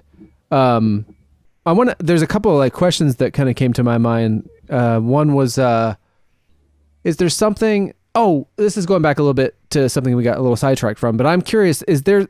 There's these highs people talk about. People talk about runner's high. I don't think I've ever had that. I think I've heard about a certain kind of euphoria that comes maybe at a certain point in this fasting. Maybe I'm making that up. Is that a thing? Yeah. I think I've it's a had thing for sure. Yeah. I've had it. But here's the thing: if you've never fasted before, and then you say, "I'm going to do a 5-day water fast," which I did that. I don't think I hit that high. Even in hindsight, maybe I did get very peaceful. And I think part of that was just because I did not have the energy. This process takes time for your body to switch into that autophagy mode. Like like where you're actually using your stored energy instead of just like screaming that you're not putting food in your gob. Like there's a gap in between those two things happening where it's going to be miserable and it's not going to be fun. And the thing is you have to see past that. Like you have to stick to it. Yeah. Yeah. Stick You to have it, to stick believe with that it. you will get to that, because man, I had a couple where like hanger moments. We really started this in like February-ish, I think, is where we started the current trend that we're on. There's Mika in the background and Ash is Beginning of February. Yeah, beginning of think. February. Yeah. Just sitting by the toilet. She's got to go. Make sure you flush, Mika. So the beginning of February is where we really started this current trend that we're on right now, the like eating every other day. And man, those first 2 weeks, I had a really bad like breakdown a couple times. And just because you're pushing your body to do something it's just not comfortable doing. You're not. And I know there was a point beyond that where Ash and I both looked at each other and we were just like, I feel fantastic, and that's where we're talking about now. Like this weekend, we're pretty much chalking up this weekend's going to be a wash. We're probably going to eat way too much every day this weekend. We had company last night. We got pizza and chicken and JoJo's, and then we're going to have company tomorrow. We'll probably get pizza or takeout from somewhere else again tomorrow. We have like 2 HelloFresh meals we have to try to get through so they don't go bad this weekend too, which that's typically what we eat when we come off of our fast. Is we joined HelloFresh, and right. Part of that was to control our portions and to give us an idea of what does we're aiming for, like 16 to 1900 calories in that one meal that we're eating like every other day. And sometimes it totally blows us away how much food that is, how much we end up with. And sometimes we're just like, holy shit, this is it. This is all I get. This is all I get for I don't get to eat again for 2 days. So I get that when I'm just like not going to eat again for 12 hours of like the sleep or whatever. Yeah. I don't know if that's a byproduct of where we grew up or have the associations around food, but I get infuriated by European sized portions. Yeah. So, well, and we're eating double sized portions right now, right? Like we order 3 meals a week for 4 and each meal is for 4 people. So we'll cook that and then split it basically. But that also gives us like we have a goal. Like ultimately we know what we're doing now isn't going to work. It might not work for us in 6 or 8 months. We're going to have to make an adjustment, maybe change things up. And we're open to that. We're understanding of like this style that we have right now is probably not going to be the same style that we're keeping in 6 months or a year. Yeah, we'll be able to taper it down. We're going to continue to evolve and like make this lifestyle adjust and work for us. Yeah, so like an easy way that we'll be able to do that is to cut that down to 3 meals for 2 people then, like, because that's an option with HelloFresh. And then all of a sudden now we've cut our calories in half that we were consuming before. So, there's that.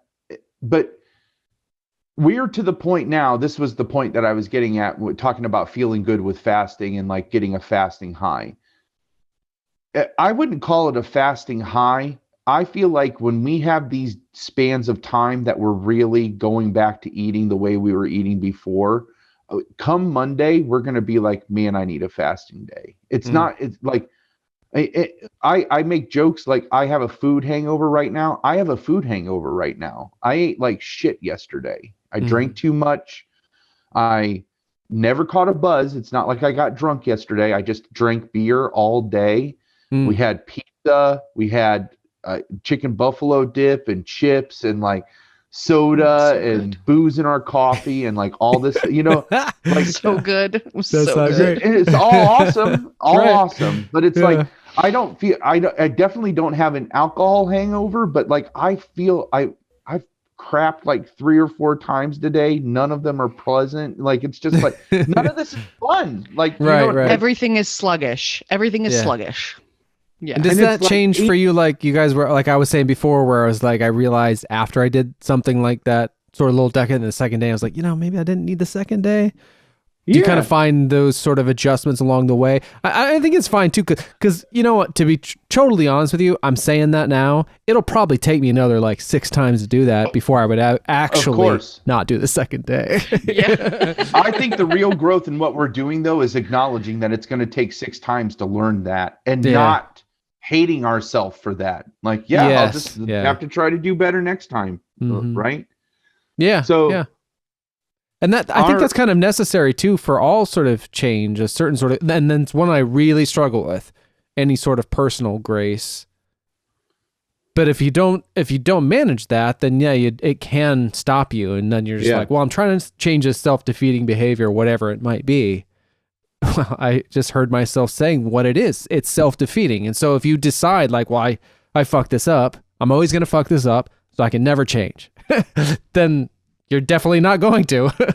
I've had that internal dialogue so many fucking times with myself over my life. Like so many times. Like, you're just going to fuck it up anyway, so why even try? You know? Mm-hmm. And the difference in what I'm doing now is like, you fucked up this time. Like, just try not to next time. Mm-hmm. You know? Like, with the, like, that comes with a certain, the other side of like the real growth you have to do though is, you can't use that as a crutch to constantly do bad behavior, right? Yep. Yes. So you can be self-forgiving and say, I need to do better next time, but then you actually have to try to be better next time. Mm-hmm.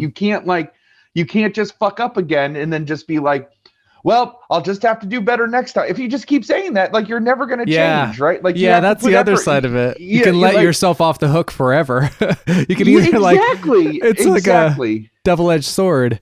You know, I was thinking about that, and that's like truth with like all problematic behavior. I'm noticing as I've been trying to change certain things, I find a lot of comfort. It's weird. Like, I remember us talking about this in regards to like that year you read a bunch of self-help books where like at the end of the day, it's like the same thing. It's like, well, I guess I'll just try to do better. I'll have to try to do better. Because the thing that all of the things that, and so it's like, it's comforting in a way. I find that you come down to these fundamental truths because like all of these roads, all of these strategies, they essentially lead to certain fundamental things that it's also too like that can work for or against you, just like you were talking about. Like you can either let yourself off the hook to a fault, or you can like hold yourself accountable and responsible to a fault, and finding some sort of balance there is individual, and it's sort of like it takes so much trial and error and then adaptation all the time.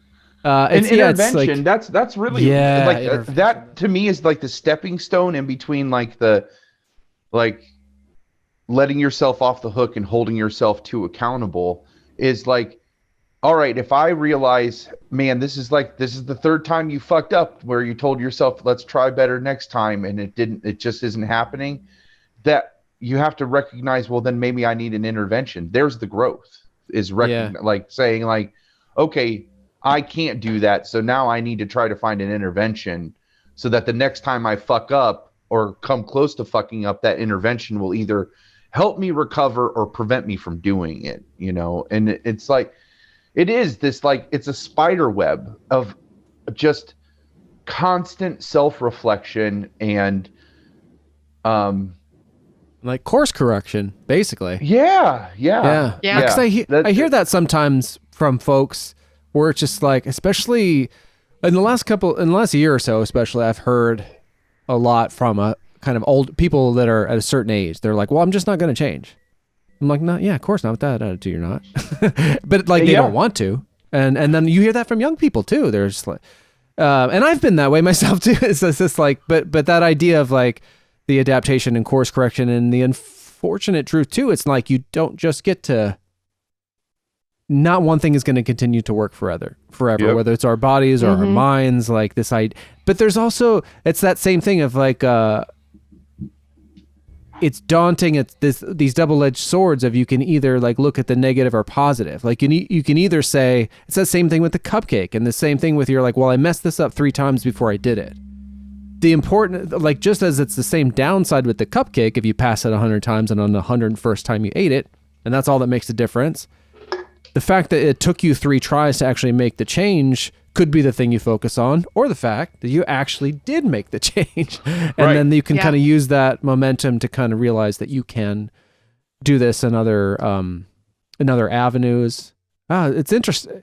You know, it's so wild the way these things, we were talking about this on a thing that wasn't recorded or captured recently, Palmer, where you were saying you had this beautiful way of putting it of like how, I think the general idea of like whatever it was we were talking about is like all of these things have to align for you to even see the same, to hear something, you know, it's just weird the way all of that works.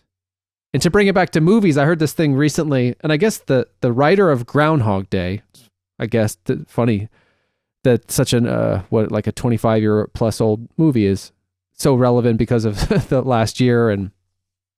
But so he wrote this book that challenging for me because it's only on Kindle.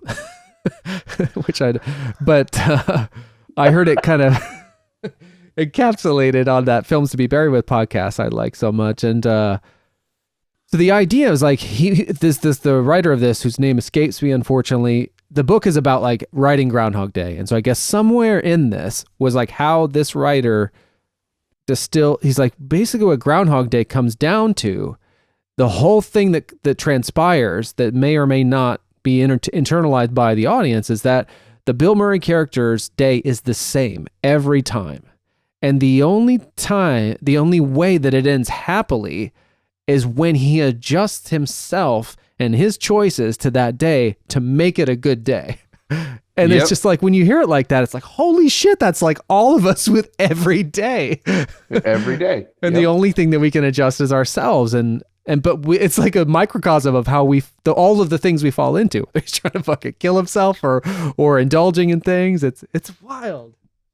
I think I remember what you're talking about is where I was saying like, all of those things could happen, but they all have to happen simultaneously. And you have to be willing to like recognize that when it happens for that change to happen. Mm-hmm. You know, I could wake up every day feeling like garbage, because I did for a large part of my life, just because, but it took me recognizing, hey, while you fasted, you didn't eat pasta during that time, and then you ate pasta, and the next day you got in a huge fight with Ash. Like maybe there's something, maybe what you're eating is contributing to that a little bit, and then experimenting with that.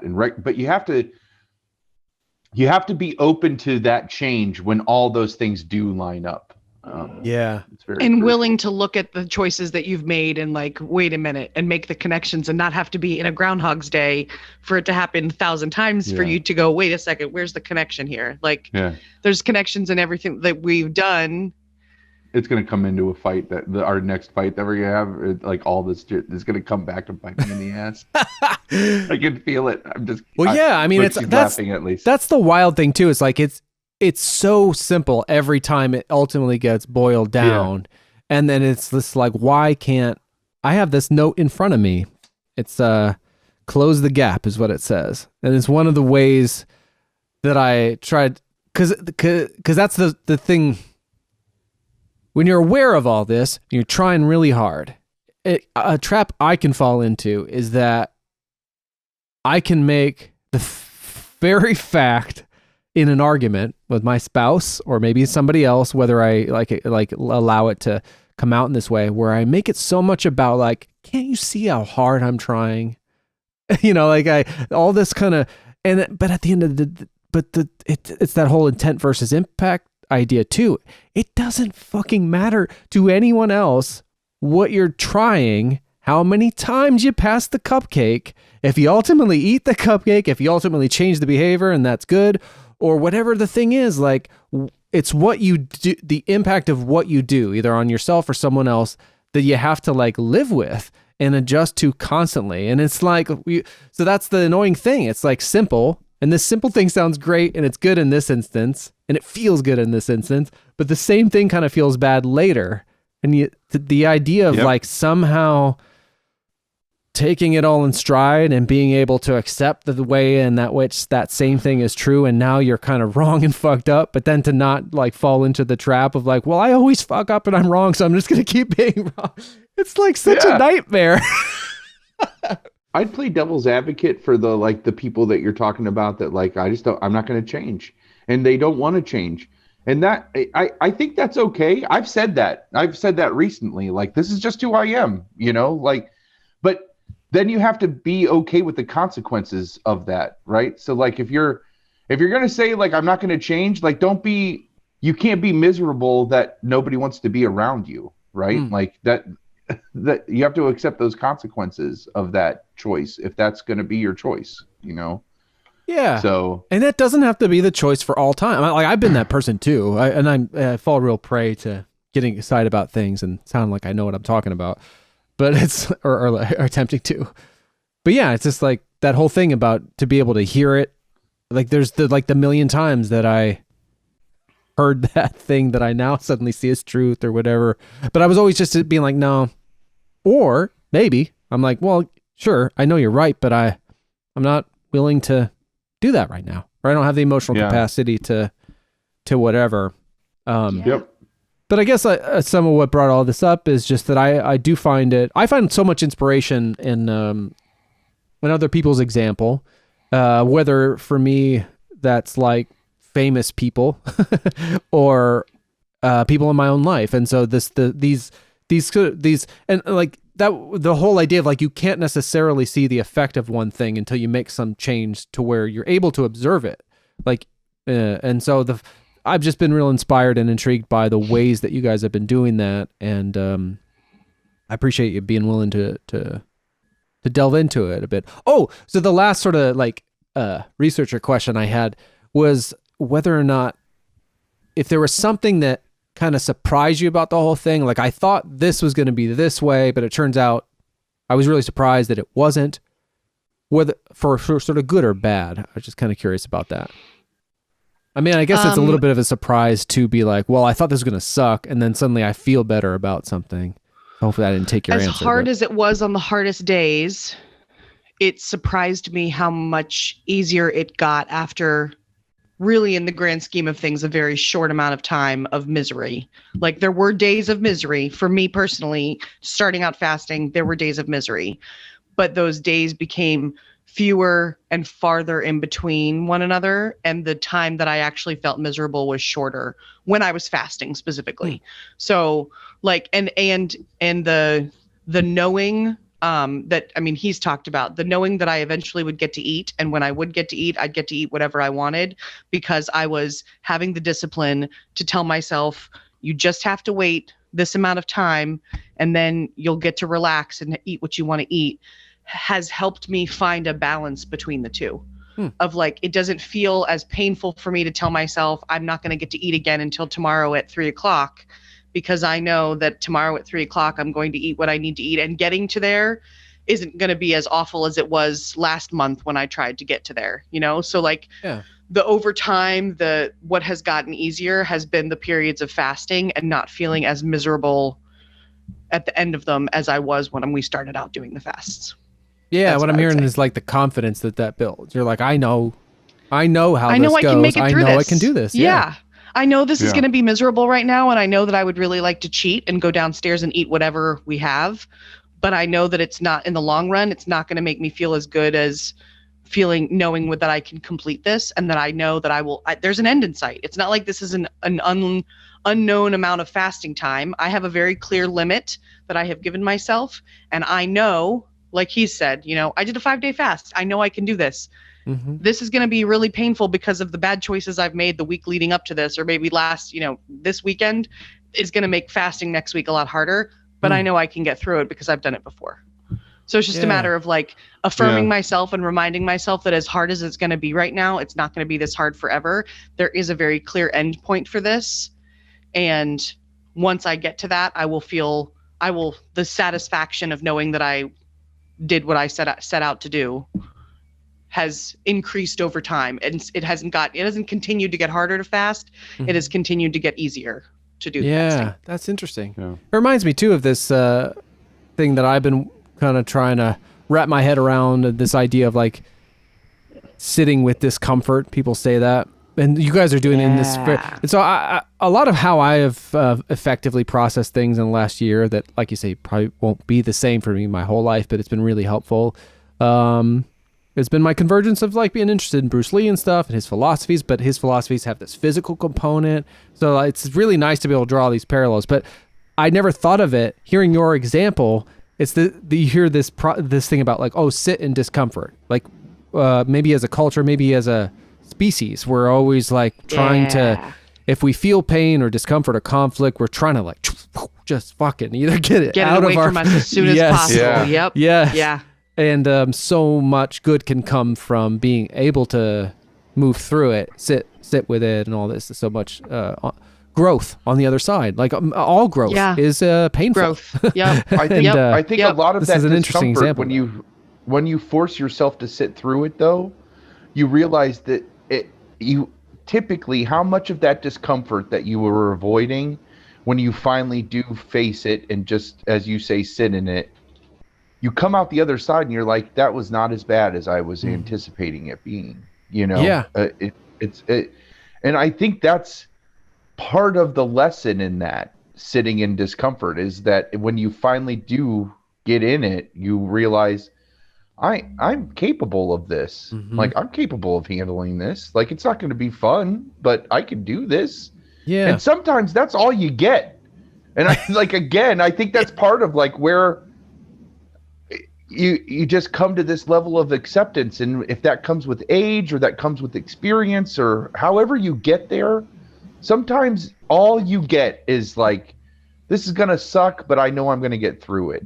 Mhm. And just learning to accept the fact that that's good enough, you know, with some shit. Yeah. There's a quote that I really like that I had posted at my desk, that I haven't been at my desk in since last March. And I went in the last couple of months, just popped in for a day. And then I spent another day actually working at my desk. And I have this Post-it taped up. And I was like, I need to write this down and tape it at my home desk too, because the quote is, discomfort is the price of admission that we pay for a meaningful life. So yes, you're going to have a life that will have some discomfort sometimes, but you're going to get through it. And when you get to the other side of that discomfort, you're going to have a deeper sense of meaning for whatever it is that you've experienced. That discomfort is the price of admission that you had to pay to get to this life of meaning. And when I think about the struggle of whatever struggle, right now my struggle is fasting and being able to complete a fast. And when I'm uncomfortable and I can feel my belly growling and I know that I'm really like, I just fucking want to eat. Mhm. Yeah, I'm uncomfortable. Sit with that discomfort. You're not going to die. You're going to be okay. You still are a privileged person who has the resources that she needs if she really needs them. You so still could sit go with that eat if you discomfort a really little came bit. down to it. Yeah. You really Yeah. could, but you can sit with Yeah. that discomfort a little bit longer. It's not going to kill you. It's going to be good for you. It'll make you appreciate once you get to the other side. I think some of that is a Catholic principle too, of like offering it up. When we were kids and we were uncomfortable with something, my mom would say, offer it up to somebody who needs it more than you do, or offer it up to somebody who needs prayers. Like, so then that will make your discomfort less intense because you're offering it up for somebody else. But even that aspect of it aside, like those shitty days, those uncomfortable days are going to make the good ones more valuable. Yeah, it's so cool. I mean, the thing I was gonna chime in there was like, I think maybe it's the idea of like just age or all this being, I don't know how much necessarily, and this is probably not something I can say as someone who's only middle-aged, that age equals wisdom. I think the thing that's so inspiring for me about the example that this is for the two of you is the intention, the effort, the experimentation. Like so you could easily have just been continuing to do the things that you were doing that you wish you weren't for another 10 years. You'd be 10 years older, but you wouldn't be actually, and maybe you would be wiser, but you wouldn't have acted on any of that. And so I think that's what's so inspiring is it's so cool to see you taking this action, you take making these strategies. It's inspiring to see like, well, I take real. I'll apply that in some way. I'll realize like, oh, this is kind of like so and so when they did this and that, and yeah, it's been a pleasure to talk about it with you. Thanks for opening up about it. Well, thanks for asking so many good questions. Huh? How about those two? Very impressive. A lot of lessons there. A lot of things to be reminded of. Both myself and I'm sure it must have helped for them to kind of say some of those things aloud and share with you. So I hope you get something out of that. Let's see. So, one thing I did want to clarify, because I'll often talk about how I love to eat or whatever and get a binge weekend or something like that. But I definitely don't, because of what I would take, I know from conversations like this, I don't want to give the impression that I just eat what I want and have lost like weight and become healthier. That is definitely not the case. I measure everything from my oatmeal to my water to my wine. And so nothing too time consuming. I basically just follow like recommended serving sizes, and then someday I'll have a cheat day and have wine and cheese with the bride on Sundays. But well, actually, she doesn't even have the wine, and I have most of the cheese. But anyway, I mostly behave myself. I just have these little moments and aspirations to overdo it. Okay, so rolling into this back half of the show. Palmer and I started doing this thing we've been calling just happy hour. We'll put it on a video meeting once every other week. And we're like, well, let's just show up. And whether we talk about things that we can share with the podcast audience or not, let's just make sure we just keep talking and, put our relationship first and show second. And so we've been doing that. And I think, I don't know if we did one or two that really there wasn't stuff I could share. But this last one, we started by talking about, Palmer was like really taking me through this kind of pinball repair he was doing that I think if you were interested in, I will send you the video clip of that segment. But it didn't really work as just an audio thing. And it's very much a how-to.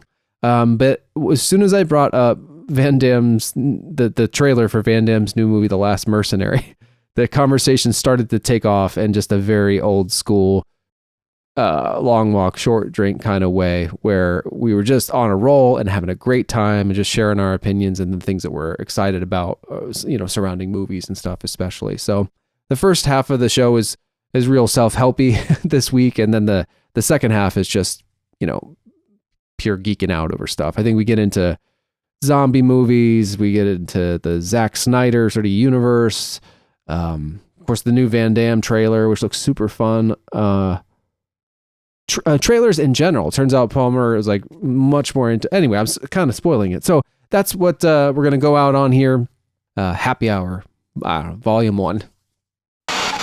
So new Van Damme movie though. Oh yeah, with the Last Action Hero made me think of it because it's called The Last Mercenary, and it's a Netflix. Nice. It's a Netflix movie, and I knew he was doing a Netflix movie, but I mean, how to say this nicely? He's not made movies that I've been really excited about in the last so many years. Though I do think in like 2018 he made two pretty decent movies. But they were both pretty somber, and his role in one of them wasn't very much. It was like We Die Young. He didn't speak, but it was kind of a good role. It was a lead role, but not a lot of screen time. And then the other one was called The Bouncer, which was pretty cool. But they're like dark, gritty movies. I don't know. They didn't have like any fun to them. And so I thought this Last Mercenary would not be that fun. I don't know. I didn't think much about it. But just yesterday, I was out for my walk. I got a text from, as I call him, John Pod Van Damme in my phone, but John from the Pod Bros. So he's like, you've probably seen this, but it's the new trailer for The Last Mercenary. And I hadn't seen it. So I watched it, and it's been hot here every day, and every day in the foreseeable, it's been like 90 plus. It was almost 100 one day. But anyway, I was like, I'm curious about this. So I sat in the sweltering car for this trailer, and it looked really fun. I think it's even on the cover of IMDb today, unless they specialize that for me as an individual. Let's watch it together. What the fuck? Might as well. Yeah. Let me find it.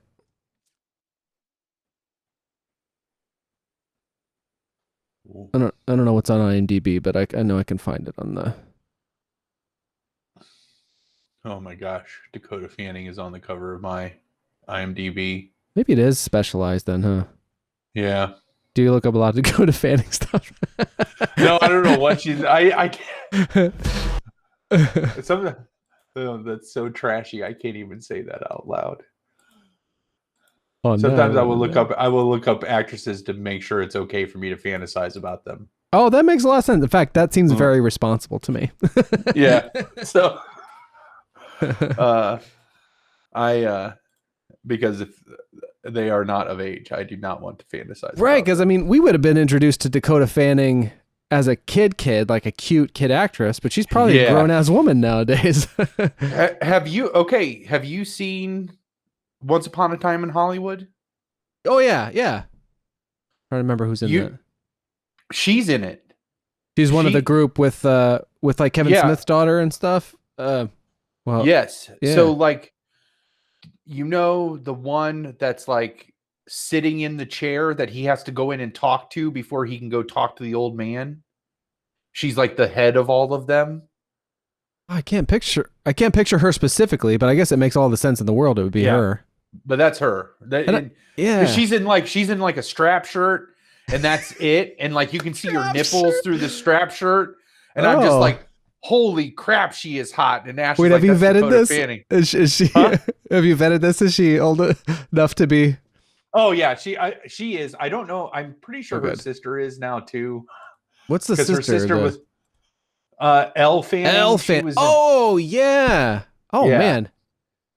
And so yeah, the whole reason this all. Oh shit, this is like so. So Logan and I went and saw Super 8 at the theater in Columbus. Oh sure, yeah. What would it have been? 2008-ish or something? Yeah, I don't know. And we got out of that, and we both were like, "Man, I got to look that actress up. She was like really good and attractive." And then we looked her up, and she was like 12 in that movie. Oh, yeah, I know what you mean though, because when you said Elle Fanning was her sister, I was like, oh yeah, of course. I guess I kind of knew that, but my first picture of Dakota Fanning is something like I Am Sam or Man on Fire, and she was just a little tiny tyke. Whereas the first time I remember seeing Elle Fanning would have probably been Super 8. I think of her more so even from like We Bought a Zoo. Anyway, but what I'm getting at is she always, from the first time I saw her, even though she might have been a comparable age, she always seemed older to me than who is probably her. Which one's the older one? Dakota. Yeah, exactly. So the younger one always seemed older to me. So that actually tracks for me. And I feel like Elle Fanning, like Dakota Fanning, is a fantastic actress, especially as a kid. She just had like a screen presence that was ridiculous. Yeah. She held her own with Sean Penn, with Sean Denzel, Penn and like Jesus. Yeah, like all these people, she just did fantastic with, and Pfeiffer also I Am Sam. Yep. Yeah, she's great. But Elle Fanning in Super 8, she didn't have anybody she needed to play against, and she just like stole every scene she was in. She just had like a maturity to her acting that was really. It even surpassed the other kids that were in the movie. Like it felt like she was an adult playing a kid, and they were just kids playing kids. Yeah. But here, if you click that link, you can see what Dakota Fanning looks like in Once Upon a Time in Hollywood. Oh, right. Yeah. Oh, that's even different than I picture her. I think the first time I saw her where I was like, oh, she's grown up now was... Is it called The Runaways? The movie about like Joan Jett and the Runaways. Yeah. She was so cool in that too. She still played a younger lady, but who did she play? She played I don't remember. She played a real life person, of course. They wrote the song like Cherry Bomb about. Anyway, that made a big impression on me as well. Kirsten Dunst was another one, like where but the thing there was like when we were introduced to her, like she was literally our age. So it was okay. It was okay then and it's okay now. Yep. I have that same philosophy on Natalie Portman. Because Beautiful Girls or whatever with Natalie Portman where she plays the neighbor. Yes. Like this, like she's this 8-year-old neighbor that this grown-ass man, the oldest 8-year-old in the world. is like who like they have this romantic connection that both of them realized they could never pursue. Like I fell in love with her in that movie even before I saw The Professional, and like, but I realized she was the exact same age as me, so I could find her hot then, I could find her hot now, like, you know. I that tracks with me, that justification for pedophilic tendencies, you know. It's not like or the guarding against of that. Yeah. So the double checking, like, the system of checks and balances in place. I love how you were like, no, that sounds responsible to me. That's not easy. It is, yeah. Oh man. There are that's how we know. That's how it's another sign of like feeling old, is like seeing when I see like young, because when we were younger, I do believe that most of the people portraying teenagers were a little bit older, like they were in their 20s, whereas nowadays they will flat out cast teenagers and stuff. Yep. So the Brian and I both, when we're watching shows and it's like, you know, actual teenagers doing sexual things, even me who's like a dirtbag, I'm just like, oh God, no, please. Yeah. No. This is so creepy. It's like, you know, it's okay. I mean, you know, it happens, you know, it's like healthy, but I don't need to see that at my age. Yep. Billie Eilish, for instance, when I hear grown-ass men talking too much about Billie Eilish, I get a little uncomfortable. Yeah. Because they're like, when they get a song like, what is that, like Bad Boy or whatever, and she's talking about this, that, being on her knees, and then I have like a grown-ass man like telling me about that's one of the songs of the year. I realize people get different things out of music, but I'm a really lyrically focused guy, an artist-focused guy, so I can't do that. I'm not talking about you, by the way. I just remembered you like Billie Eilish. There's someone I have in mind who doesn't listen to this, who is a good guy. But this about, I was like, that's questionable to me. Yep. Mia! Does she listen when you do that? No. Oh. But it makes me feel better. Ash asked me the same thing. She's like, why do you do that? It makes me feel better. It's a release. Yeah. Oh, man. All right. I got a lot out of that little side note there. So let me. Man. Okay. Yeah. You got your link? Do you have I'm your dropping it in there. Yeah. Let's see this, like old school. Oh wait, but I should probably share my screen. I don't know the best way to do this. No, we'll do it the way we used to do it, where we'll just count to 3. I'll cue it up. Yeah. Okay. I do have it queued up. I like it. And then just we'll do a Palmer's Picks 3. I like it. Are we talking through it? No, we can. We'll see what on happens. 3. A lot happens. Okay. And 3. First off, it's all in French, which I actually think is kind of good thing. Yeah. But we'll see. It's very fun. Oh wait! I'll translate, or I'll read the things. Elusive.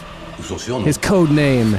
I have missed. Closed caption. Oh man. I was just thinking he for any. Fucking great there with that beard. He was doing a split. I was thinking for our podcast purposes. Oh, sorry. A Netflix film. Your son's file as you requested. You've saved other people's kids. This one's yours. Where are you going? Get in. There you go. It's great to meet you. If you want to stay alive, do as I say. Look at that face. The buyer's using Archie's ID? Yes. We have to find the imposter so I can be cleared. If they find you, they'll kill you. Don't do the bad job. This summer. Simple, you were never there. Agents have a rule. No attachment. France's national security is at stake. We have to reactivate the network. Get down! Who's blowing on my neck? It's not funny! Guy's playing video games. Dan's kicking ass in a gym. Terminator style. My man. This is a nightmare. Trying to read it. Want to play? Let's play. Oh, look at the hair. I know, there's so many costumes. Go music. On a scooter in my underpants. Say hello to my little friend. One life is on a long battle. One last kick, punch, flip, dance, jab, split. Oh, he can still do it. The Last Mercenary, Jean-Claude Van Damme. Netflix. What's the date? July 30th. Oops. Sorry, that was a little bit of a shit show trying to read all the dialogue and the everything, but yeah, it looks fun. Like he wears, it's almost like Jean-Claude Van Johnson type poking fun at himself while also, doing some shit. But yeah, like so many costumes. He was dressed as like a gym teacher with long blonde hair at one point, and then like as a lady with like long beautiful hair. Yep. So many different like looks and shit. So yeah, I'm very pleasantly surprised by that. Looking forward to it. Yeah, absolutely. No, it looks fantastic. We talked with Ash. It came up how we canceled Netflix, right? Oh yeah, and, I just signed back up for it because. Oh, good. Yeah. Well, for me, in my mind. So I'll be able to watch that, which is nice. But the reason I signed up for it was because I wanted to watch War of the Dead or Land of the Dead or something like it. The new Zack Snyder zombie movie. Army of the Dead, is that possible? Army of the Dead. That's it. But isn't that Army of Darkness is the is the old Sam Raimi one. Okay. So I was hoping that this would have been like a sequel to maybe his like Dawn of the Dead, and he was maybe going to come back to that universe, because I listen. I know Dawn of the Dead is a fantastic masterpiece of horror. Like it is. Yeah, the 70s very well one. done. The 70s one. It is awesome. It's fantastic. But I love Zack Snyder's version of it as well. They're just two different things in my opinion. Like they are. Yeah, one's got the that's the first time 28 Days Later was the first like fast zombies, which technically were infected with a rage virus. But yeah, Zack Snyder applied that to like zombies, and that opening is one of the best openings ever with Sarah Pauli. Yep, it's so. Oh man, it's great because I'm picturing that whole thing because she's like leaving the hospital. I just got goosebumps. She's like, shit's already going down and she just doesn't realize it, right? Yeah. And like she gets home and then wakes up and the neighbor girl is there and like standing in their bedroom and then like, fuck, and her husband like that scene where she is driving. And he is sprinting after her car. Yeah. Sprinting as fast as he can. And it's only because somebody else is out watering their lawn that he veers off and like. Oh, right. To go get them instead. Yeah. Yep. Oh, man. It's that. Yeah. No, I love that. So I was really hoping that he was kind of trying to get back into that universe, Have you seen the trailer for this? Have you seen anything on this one at all? No, I just have heard the title, and it didn't occur to me what you suggested, but from your tone, I'm guessing it's not a sequel or in that realm? It's not. It's not even in that universe, no. It's kind of, I don't know. We could watch the trailer for that, too, if you wanted to. Let me bring up. Yeah, you picked the version and all. So this has a... Dave Bautista is the main character. Yeah, I love him as Drax. Oh yeah, that character was made for him. He played Tom Poe too in the Kickboxer reboot. Oh really? Yeah. So he, I heard an interview with him once where he was just like, I want to do serious acting, but I can only get cast as these big hulks, and I'm like. So you're a big fucking Hulk, man. Exactly. Like you don't look like a human being, so they're not going to cast you to play a human being. Like also, you don't get that way by accident. It takes a lot of work to get looking like that. Like, if you want to seriously act, like don't be that big. Like just stop working out for a little. I know I'm really minimizing it, and it's like, I mean, he's an Adonis. Like don't get me wrong. Like he's gorgeous. Like, but man, stay in your lane. You're a big guy. Just do big guy stuff. It worked for Arnold, right? Like, yeah. And then when you get old and you like you stop worrying about that as much, and then you can do the like more fun, serious stuff. Like Arnold's done some of that too, So, JC has got the best sense of humor about himself as everybody, but he uses that to play. Like that's the thing you'll see in all these movies. Like he's always putting on these costumes and stuff, but when you do that, I feel like that's his way of getting to play other things. He doesn't really get to do it, but he's like, look, if I'm stuck in this little box, you got to let me play a little bit. Exactly. No, and I think that's smart. And just knowing it, so, and I also don't want to minimize his acting abilities. He's in the opening scene from Blade Runner 2049. Oh, I haven't seen that yet. We have to get Twinkie on to talk about that because I finally made it through it. And it is moving at how good of a movie that is. I know. Oh, that's exciting. It absolutely blew me away when I finally got through it, and just like, but he's in the opening scene of that. He is a good actor. That's the thing. But it's like, you could be a good actor in action movies. You'll make the action movie better if you're doing that, So yeah. I watched that movie he was in with Kumail Nanjiani. Am I saying that name right? It's a pretty throwaway movie, but he was fun in it. They were both fun in it. And there's this one scene where they're fighting. Can't think of what it's called, but they're fighting. Like he's a huge guy, cop fighting people, and Kumail's just like, just defeat him.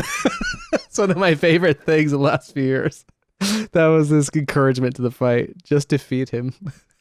I can't think of the name of it. I guess it doesn't matter, but he's in. Let me see here.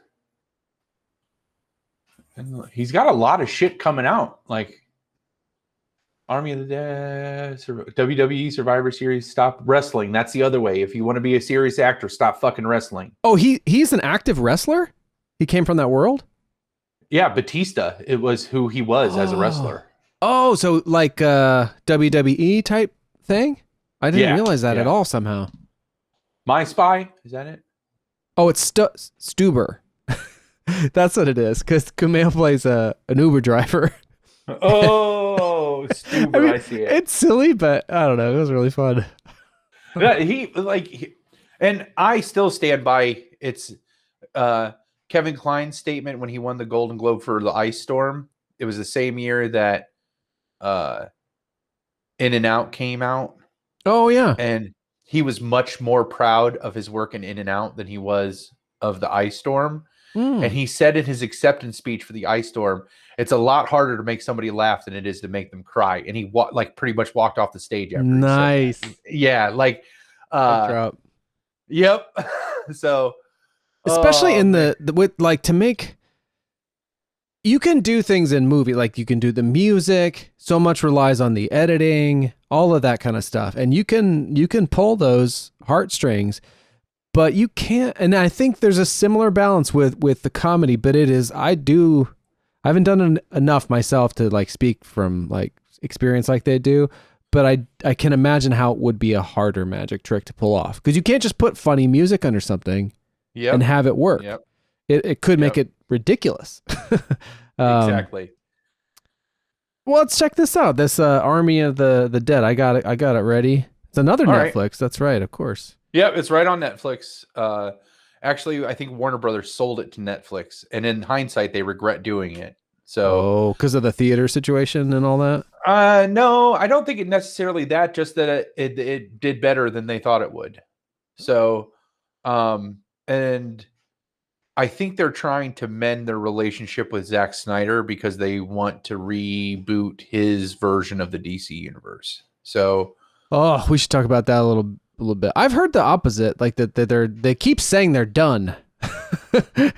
but they did put money into that, Justice League thing on HBO Max. The Snyder cut, yeah. And the Flash is getting ready to come out, and that's supposed to tackle the multiverse, and there's supposed to be like Michael Keaton Batman in that. Right. Yeah, I would like to see that. I have not been excited for a superhero thing, and I can't remember when. Though most of them I've seen. Oh, this hurts me to say a little bit, but we tried Justice League and on HBO Max. Did you try it? I did, and I couldn't do it. We were watching like a segment at a time and all this. And I'm fascinated by it. Like, I'm fascinated by train wrecks like that, especially when they have different cuts and stuff. And I never saw the Joss Whedon one. And so I heard this really long podcast on how did this get made. Usually that show is all about like, these are bad movies and we kind of make fun of them, but we're like, how'd this happen? Who let this happen? but they're also like, they'll watch those movies and like, this is fucking great. Who cares? Like that it's kind of silly. But right. So they did this kind of semi-serious one on the Justice League cut. It was an unusual move. But anyway, after listening to that, I was fascinated because they all said it was superior to the one that came out in theaters and didn't make any sense. And then it's like, it works. It seems to work on its own terms is what they were saying. Like you accept it gives it the grandeur and the time to unfold. It at least you can track it, and it's kind of it's its own thing. And they're like, it's important that they call it the Zack Snyder's Justice League or whatever. It's like, it's his vision, and they're moving forward with all these other movies. And I think the idea is like that rather than have the Marvel universe that is so singular and like things don't necessarily deviate or whatever, he's like with DC, maybe there's embracing the multiverse, and you can have this. And then you can also have the whatever new Batman movie and the Flash, and it's not going to be like the same people always and all this stuff. Yeah. Kind of a multiverse type deal. Anyway, but we tried it, and I wasn't like, fuck this, I hate it, but I also just like, I couldn't, we just ended up stopped watching it because we were never very excited to go back to it. We were watching it in like those 40-minute chunks. So I was a little bummed. I'd like to get back to it in a way, because like, I actually did... Well, I don't know. I was going to say, I actually did kind of like Affleck's Batman. I don't know if that's true. Anyway. But I heard that they were stopping it, that were like, they kept putting out press releases and stuff like this, or be like, okay, we did this. We saw this through, but this is the end of Zack Snyder's thing. This has been a few months though, and I don't follow closely. So where do you get the sense that, that they're going to start it up? So, I mean, all of this is rumor, right? Even like even your side or your take on it is rumor. So what I heard was they're really banking on, because the Flash has been in like a production quagmire for like years, I guess. And so it's finally like taking shape, and they're focusing on the multiverse.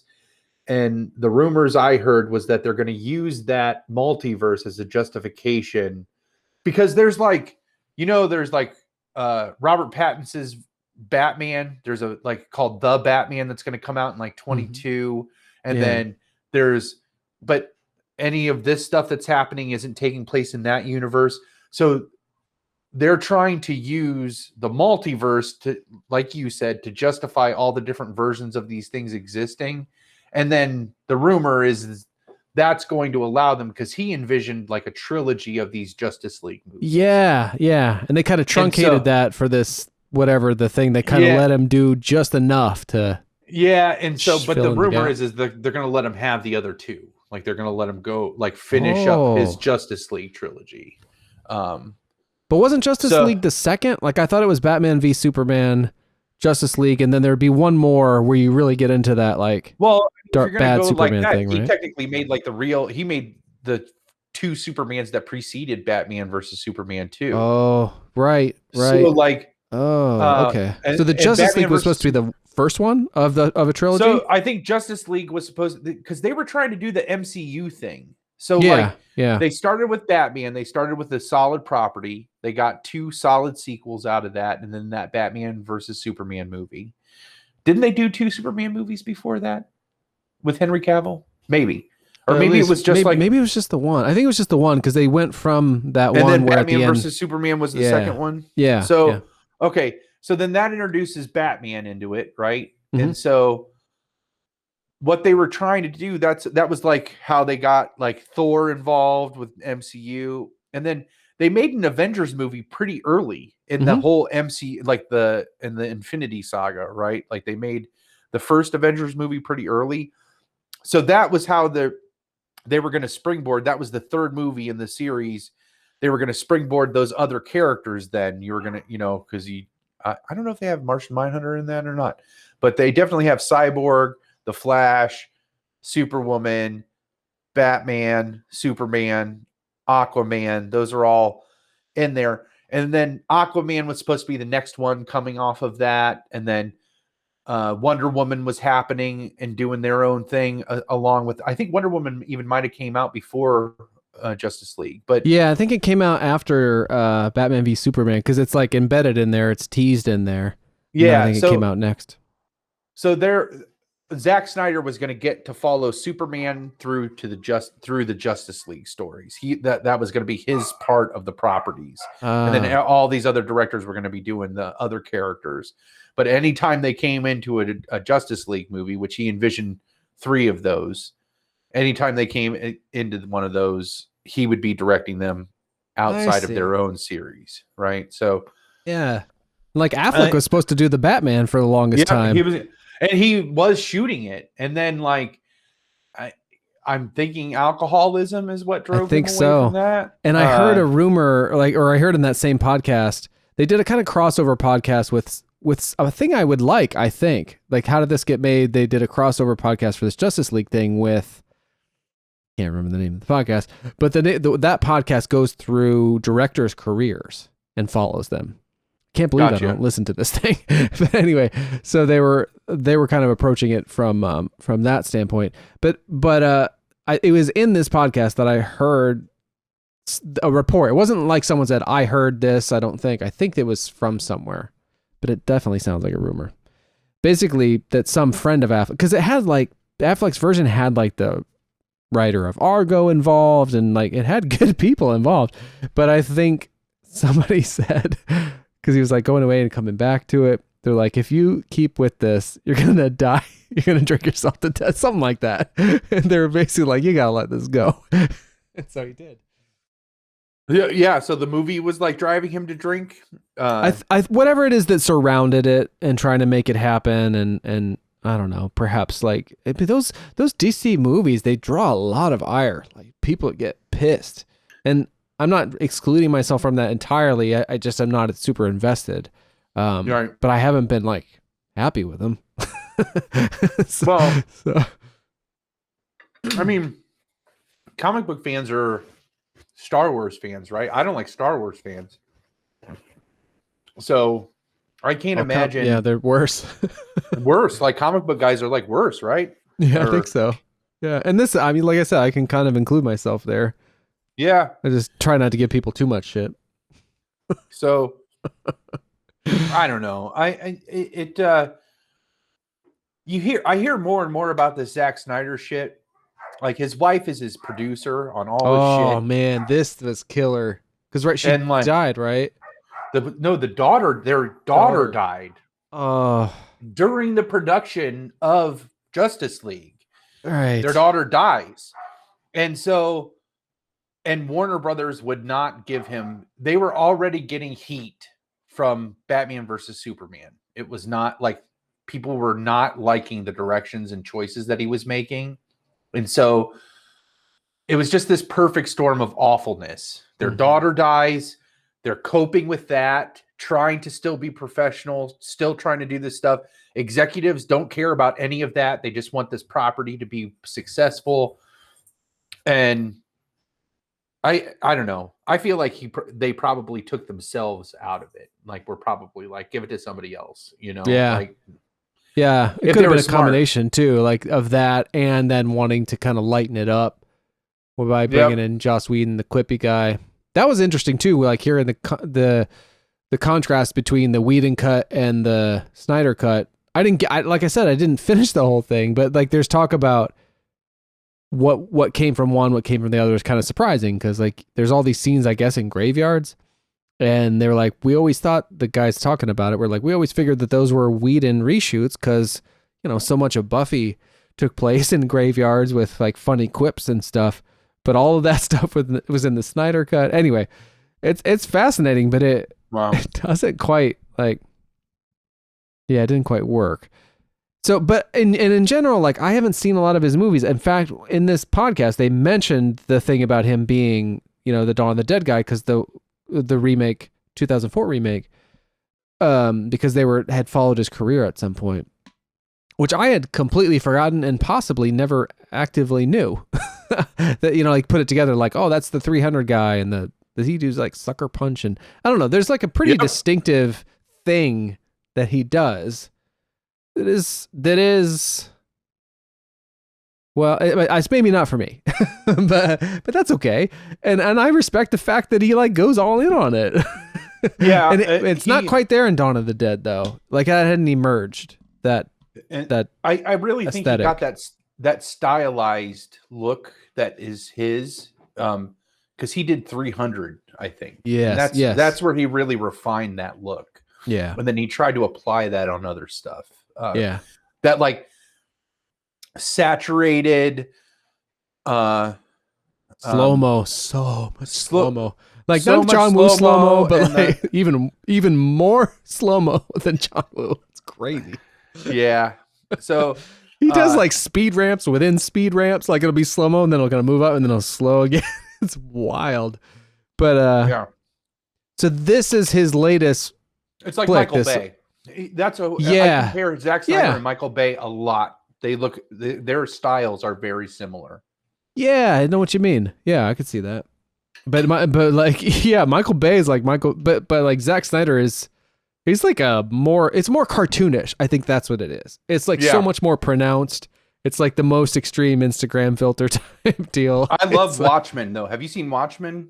The film? Was that his film, right? That's it. I saw it when it came out and I don't remember it super well. TV series is fucking great, but I don't think anything to do with that. No, but that's a continuation of his movie. It's like it's its own thing because the movie was a remake, or the movie was the graphic novel, the renowned graphic novel, but the television show is actually its own thing. Like it's like it is based on all those characters, but it's not retelling any of the stories. Oh, gotcha. Okay. Yeah. That I can't. I mean. It is superheroes, but in a different way than we're used to seeing. I don't know. I loved that series more than I thought. And I think I mentioned the guy that plays Larry Underwood plays a younger version of one of the, because so in the Watchmen movie, like there's all the heroes and they're kind of like some people hate them and all this. And, but in the TV series, it's after all that. It's like a long time after all that.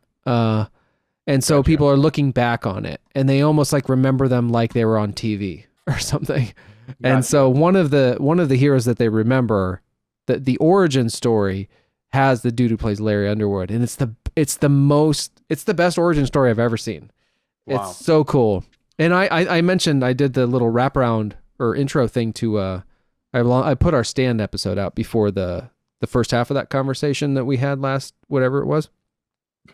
Yeah. So I mentioned in that it was in Watchmen that was where I heard about the Tulsa Race Massacre. I never heard of that ever.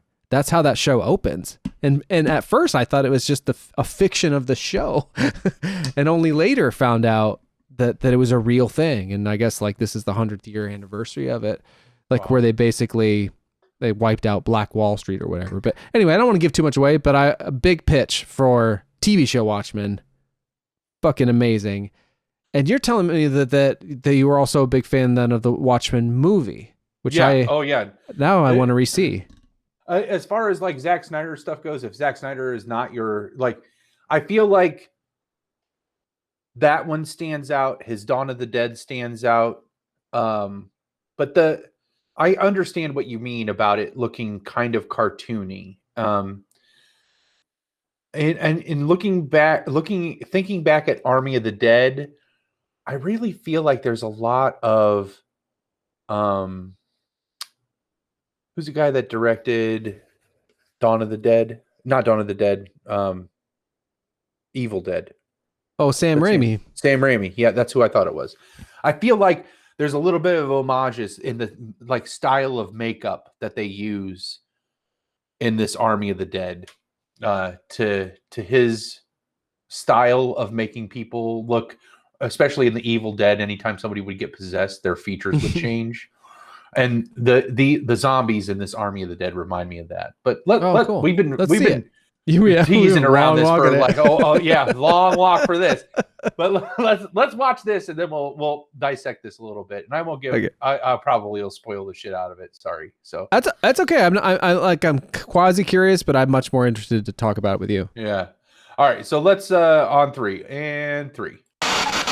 Actually, I'm not including the trailer because it's mostly the cover song that we'll talk about after, and couldn't necessarily follow a lot of it via audio, and we didn't talk through it much, and we don't want to get dinged, but we do want you to see the trailer. So if you go to our YouTube channel, youtube.com, maybe you're already there, /Long Walk Short Drink, you can see videos mentioned on the show. You can actually see the Universal Monster Classic Collection that I was talking about. You can see like the commercials from 1991 that people published on YouTube, and then also the trailer for the Van Damme movie and the trailer for Army of the Dead, which you can just watch without any interference from us. So I encourage you to do that. And then now back to Palmer and I talking about, well, you go watch it now. So go ahead and watch it now. I'll put a link in the show notes as well. And then come back and hear us talk about it. What is this? It's a goddamn zombie tiger. That's crossing the line. You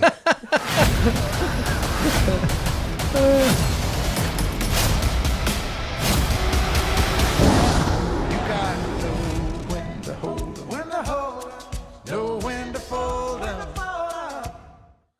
And I don't know what it is. I'm just a sucker for a good remix, and that is a great remix of Know When to Hold 'Em. Yeah, It's like, yeah.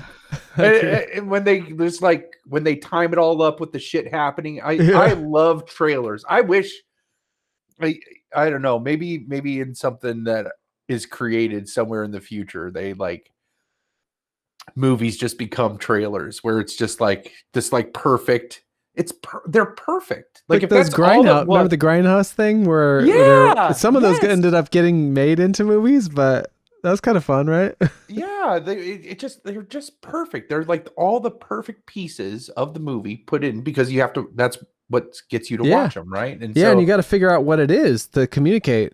I've actually been cutting trailers. I don't want to get into this too much, but it is relevant. I've been cutting trailers for my old, like I've got a 3 picture. I got a Zack Snyder 3 picture thing. 2 of them are shot. One of them is like gonna happen maybe, but they're all these kind of autobiographical documentary type things. And in order to, and I'd like to take them into festivals and stuff, which I've done a little bit, and I've been to festivals that I haven't been in. And I realized that like a big part of it is going to be context and the kind of oddity of being a guy who has made these or finished these autobiographical documentaries. But I can't be like, you need to watch all these things. And I don't feel like I can just explain it. But I was like, it'd be helpful if there were like a short, like 2 or 3 minute version of these movies that you could that potentially could be watched. It even occurred to me like, when I'm doing like rough cut screenings of the ones I'm working on to hone them, I could show the trailers for these other ones. Anyway, so I'm like, let's cut together these trailers. So in the last year with COVID, as I've kind of rescued some things, the lunch meat thing with the Crow had me doing that. Actually, when that came through, I was working on a trailer for the documentary about when we remade The Crow, Jacko and I, and that did go to a film festival. Right. So I was able to add like the laurels and stuff. It was really fun, but it's been a little bit harder than I thought because you do have to know exactly what the movie is about, which is a little harder with documentaries sometimes if you were an inexperienced person making them.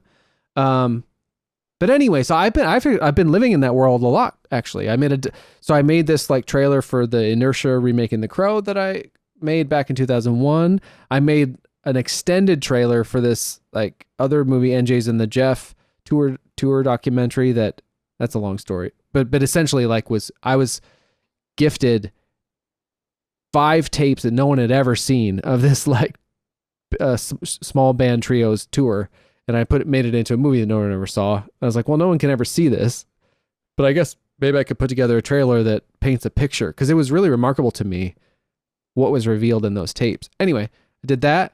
And then just recently I finished the Steve one about the Steve movie that you helped a lot with which I forgot until I made the thing, how much you helped with that movie, filming stuff and whatnot. I didn't know that. Yeah, and I think I'm going to do one more before because I actually have a trailer for one of the other forthcoming movies already made. But I think the very first documentary I made, the Dreaming Out Loud one, was the Cabin Concert. And I think what I'm going to do is turn that into a trailer as well. But it's a very specific endeavor. And I remember reading Robert Rodriguez's book, be right here. Yeah. Rebel Without a Crew, where it's like kind of his diary about making El Mariachi. And he talked a lot about how when he wanted to cut a trailer for this to help sell it to Spanish Home Video, and then he hoped that like eventually after doing 3 of these in this way, he could make a Hollywood movie or something like that, or have a demo reel. So anyway, but I remember realizing that it's like you figure out about your movie what works, what the thing is, all of the best shots, put forth your best foot, all of this. And so it's been an interesting thing for me to like delve into.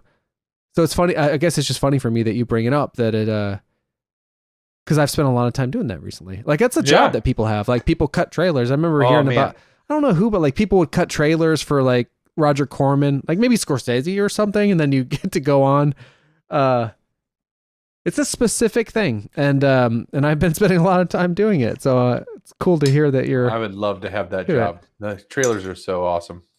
Well, maybe I'll have you help me. Oh, for one coming in the future, perhaps. Yeah, maybe. Or like at least give me some feedback. But anyway, the idea, the only reason I don't watch them is because I love going into movies that I'm excited about fresh. Totally. So it's kind of funny that because I like them too. I just don't want to see them before I see the movie. I think that's totally fair, and I for sure have done that on stuff that I'm super excited about.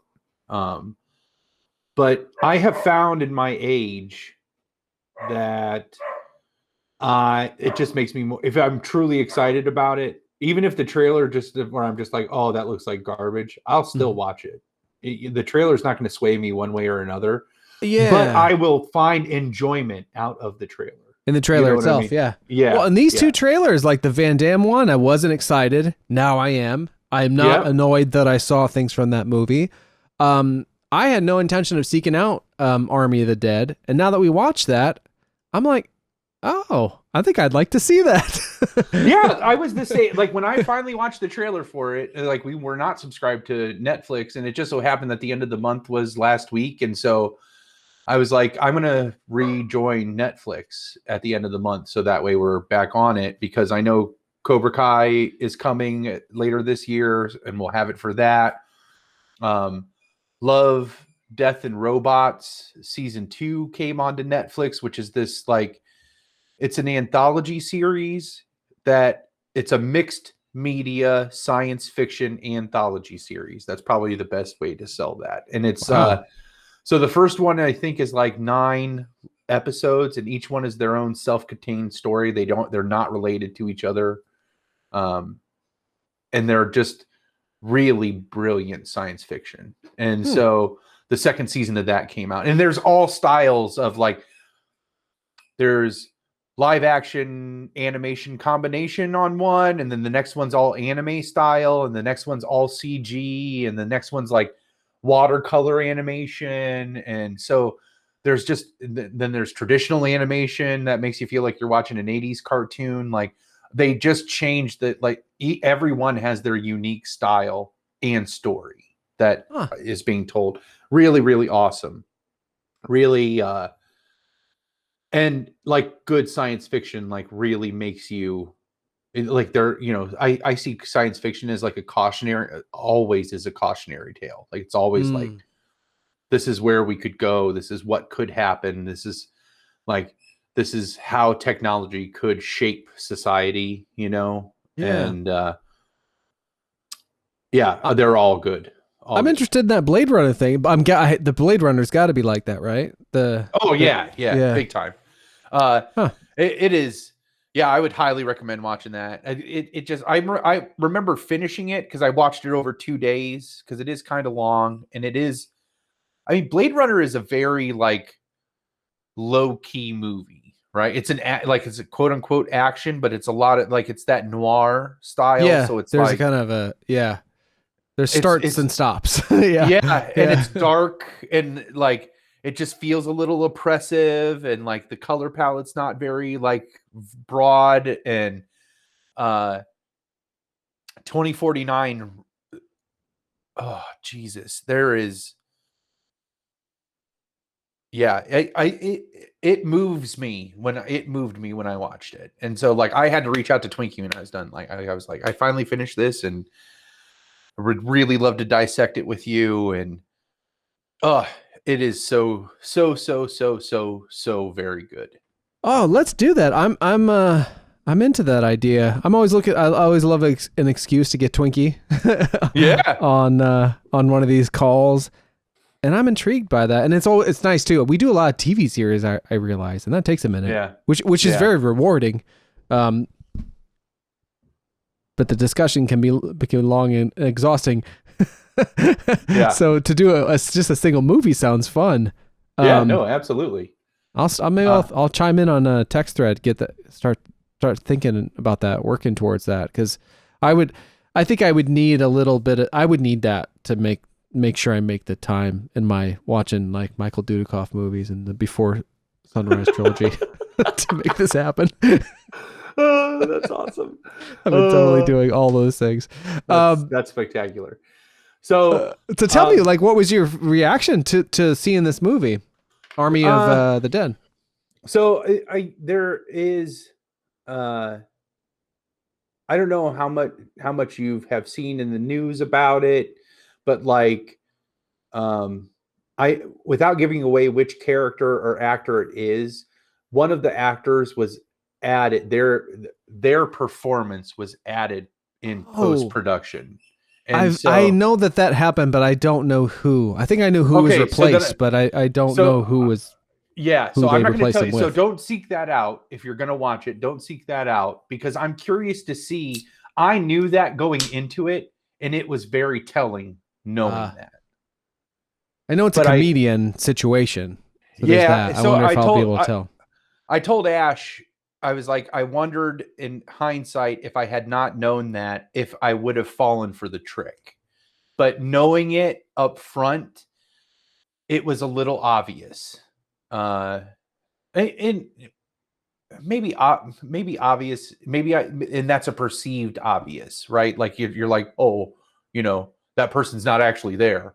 Mm-hmm. That I definitely don't research that anymore. What is probably enough to give it away. It may come back to me too, the person replacing. But even that person was just fucking fantastic. Just like awesome. And the performances were really good. There were 2 times that they try to inject a little bit too much drama into it, I feel like.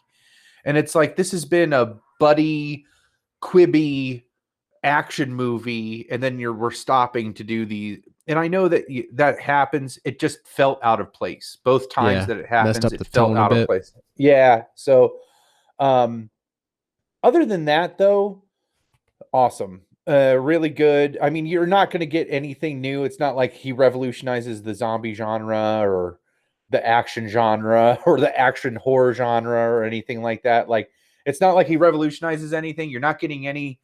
It's a great popcorn movie. That's probably the best. Like, it's a great, like, Gone in 60 Seconds or one of those where you're just like, it's this awesome ensemble cast that you'll never be like, when you find out people haven't seen it, you're never going to be like, oh, we got to watch this right now. With some, where some movies are like that, it's just a fun movie. Like, you just suspend a little disbelief, escape a little bit. That's kind of been my theme this year anyways, is trying to like get out of reality a little bit and just like, and this fit in there pretty well. So I'm into it.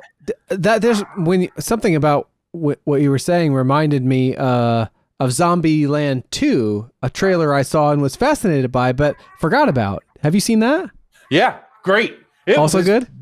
Fucking amazing. Like, they did such a good job. So that has a long history too. So like Zombieland, the first one was fantastic. Yeah, right? you showed me that. I remember you came to our place in Cleveland Heights, and I'm sure we had some drinks, and I think you fell asleep, which I have always happen. I love that actually. But for some reason I don't remember the movie very well, almost at all. So I don't know if that's because I drank too much or I fell asleep or what happened, but I don't remember it very well. But I was really charmed by the trailer for Zombieland 2. No, the second one really blew me away because so Amazon did this really awesome thing. I feel like they might have been one of the first streamers to try to adapt this, where they greenlit a number of pilots, like one episode of these like pet projects. Yeah, and Jean-Claude Van Damme was one of them. yeah. Or sorry, Jean-Claude Van Johnson and the Tick and the Tick. We had to vote for it. I had a little campaign. The bride posted on Facebook, whatever year this was, because I wasn't on it. She was telling me at the time, she's like, "Can you send me a picture of you doing the splits and this, that, or the other?" I'm like, "Why? What are you up to?" And she never told me, but I'm like, "All right, I'd like people to see this, whatever you're doing." So I just sent them to her, and turned out she posted like a Facebook thing about like, my best buddy really wants this movie, this show to get greenlit. Here's him, like, as a kid, loves Van Damme. Let's make this happen. But then they greenlit them all that season. That was the thing that happened. Like, you thought you were gonna vote for it, and only one was gonna get it, but I think they greenlit all of those shows. It was like a little. They did not greenlight Zombieland because Zombieland was one of those. Oh, it must have been. It wasn't that crop because that would have cleaned up. Yeah, maybe this was earlier. But there was a Zombieland show, and it was really. They were trying to continue that story, but in a television show, and they had made this pilot of it. I wonder if I can find, because it's not Woody Harrelson. It's somebody playing Woody Harrelson's character. Oh, and that's probably why it didn't take off, is because only Michael Cera. Is that Michael Cera? No, Jesse. Is it Michael Cera? No, you're right. Jesse Eisenberg. Sorry. Jesse Eisenberg. You got me there for a second. No, they're very similar. Lex Luthor. Yeah. What fucking world is he Lex Luthor? That makes me so bad. I'm sorry, Zack Snyder. No, that's fair. That's fair. I'm sorry. He is the cilantro of that fucking film. Yeah, I agree. Well, come on. Nobody's going to be Gene Hackman, though. I mean, he will always be my Lex Luthor. Yeah. I love because he played it, that portrayal of Lex and Otis and all that. Oh, yes, just please. Did it so perfect. He's out for real estate, swarmy and just like a smooth charming talker. Yeah, super charming. Like Miss Landingham. Come on. Yeah, Gene Hackman will always be my Lex Luthor, like hands down. Yeah. Even Kevin Spacey wasn't a good Lex Luthor. Like was like a good try, but yeah, no. Yeah, I'll give you that. But that was a good idea at the time. I think I could see.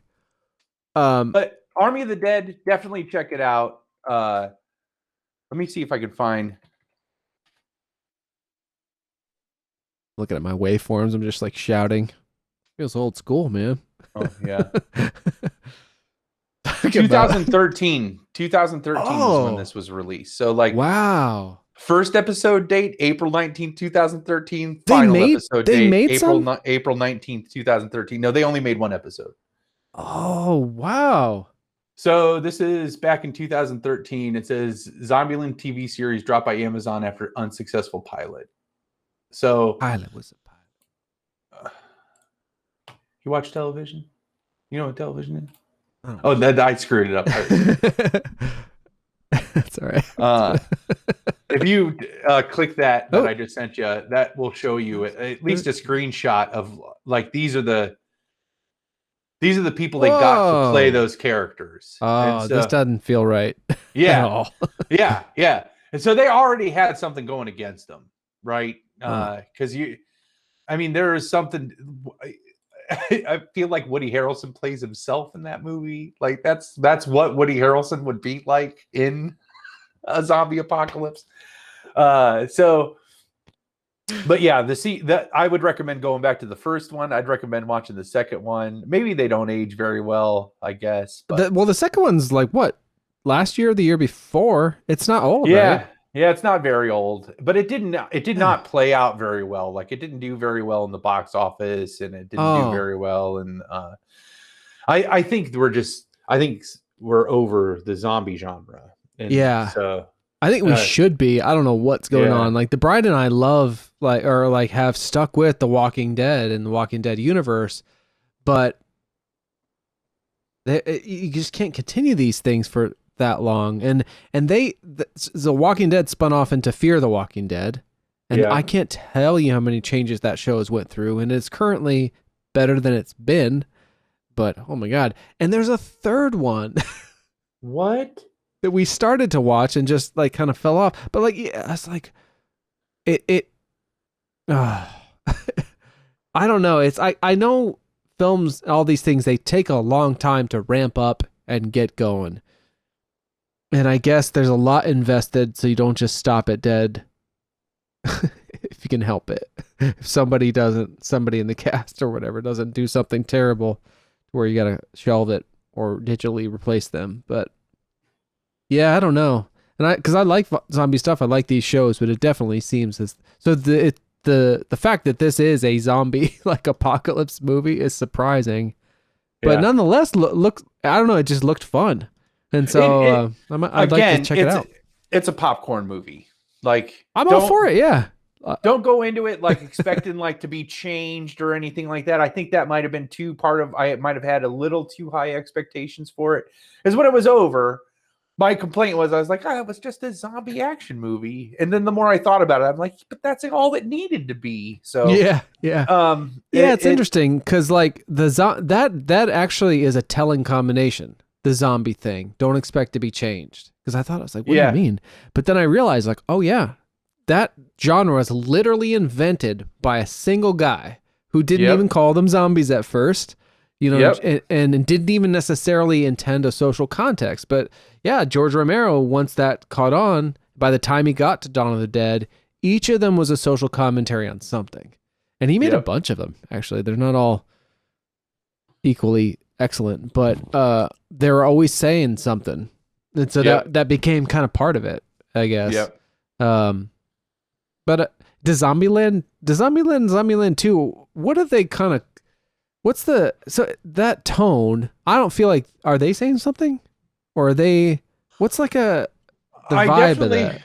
Got it from, well, I think they build up to it. Like it's that even in the worst of times, you're always going to be better if you have a network of family to rely on. You know what I mean? Like, yeah, because they're all like isolated. Like it starts out where they're all kind of isolated and then they kind of run into like, he runs into Woody Harrelson at some point and they become partners and it's like, we're just sticking together because it's easier right now. But the second we can part ways, we're going to, and the same thing when they run into the girls where that's that kind of the same sentiment is happening. But the longer they spend together, the more they realize like, not only is it safer for us to be together, like it's mentally safer for us to be together, and it helps us stay sane in this crazy world that we live in. That's would be my take on both of them, actually, is they both keep coming back to this like sense of family is what you make it, not like what you're given. And that sounds lovely. Yeah, I'm in. You sold it. I didn't even need to see the trailer, or I had seen the trailer, but that's a better sell than the trailer. Yeah. So I think family and like the importance of that, even in the worst of times, if you can always scrape it back to that family and that network to rely on, that's what's more important. So I don't know what the things I recall about the vibe, what I was hearing of Zombieland 2. I don't know who I heard. I feel like I heard an interview with one of the people on a podcast, one of the cast members or something, and they were basically talking about that they kind of felt that way about each other, and that's the way that the second one was made, and none of them were going to make it unless all of them made it. Yep. And I was just like, wow, that sounds so nice. The idea that perhaps what's on screen is sort of mirrored in real life and it informs that and stuff. Yeah, that I had forgotten about that, but maybe I'll have to check all this out in the near future, and Blade Runner. Yeah, there's this hilarious scene in the second Zombieland where, which one is the brunette Wilson brother? Oh, that I want to say Luke. Yes. Is that Luke Wilson? Okay. Oh, is he the one that's like the mirror Woody? Yeah, and then there's a mirror of Jesse Eisenberg, and so they're at this place, and that's what I remember for the trailer. Emma Stone. Yeah. Not Emma Stone. The love interest from Clerks 2. Oh, Rosario Dawson. Yeah. So wow. She lures them in because she's a survivor, and Woody Harrelson and her have this like really like awesome thing, but she's a survivor. And then Luke Wilson with his version of Jesse Eisenberg, who is a comedian who I know, I by face I know him, but I'm sorry I don't remember his name. Check it. Yeah, I remember this from the trailer because this is what really like they were mirroring each other. They are literally mirror opposites of each other, and so then it's like, oh well, it's no wonder she was attracted to him because she was attracted to Luke Wilson, and they. Oh, it's hilarious. They have rules too, because that was like his shtick from the first one was like he's got rules for survival. And so, but he calls the other guy doesn't call him rules, he calls him something other, like that's even more chotch than calling them rules. And it's a hilarious scene. That alone is worth watching the second one for. So oh man, I did not expect to go down like a zombie movie rabbit hole. That was fun. Yeah. Oh yeah. But I would check out Army of the Dead. It's worth watching at least once. If you're in that genre. Like I could see doing like a trilogy of doing all those three. Like, yeah. Like doing the 2 Zombielands and then this. They will be drastically different from each other for sure. But yeah, I don't know what the social commentary would be on Army of the Dead. There may not be one, like you say. It's like there doesn't necessarily have to be, but I realize that is in the DNA of that genre, sort of. Because I've never seen this, but it's like, what is it called? Is it called Return of the Dead? That's the one. Return of the Living Dead. That's the Return of the Living. Yeah. So the spoof is where they introduce the whole idea that they eat brains. Yes. And that's part of the whole like thing. But like and I didn't see these till I was older, but I took to them. Like I really liked them, the first 3 like Dead movies.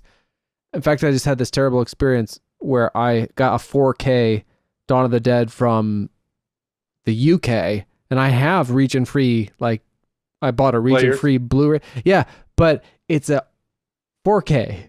And so I was all excited. My first bachelor weekend was like built around it. Yeah. And then it arrived in time. I'm like, wow, what are the odds with all the thing in the mail?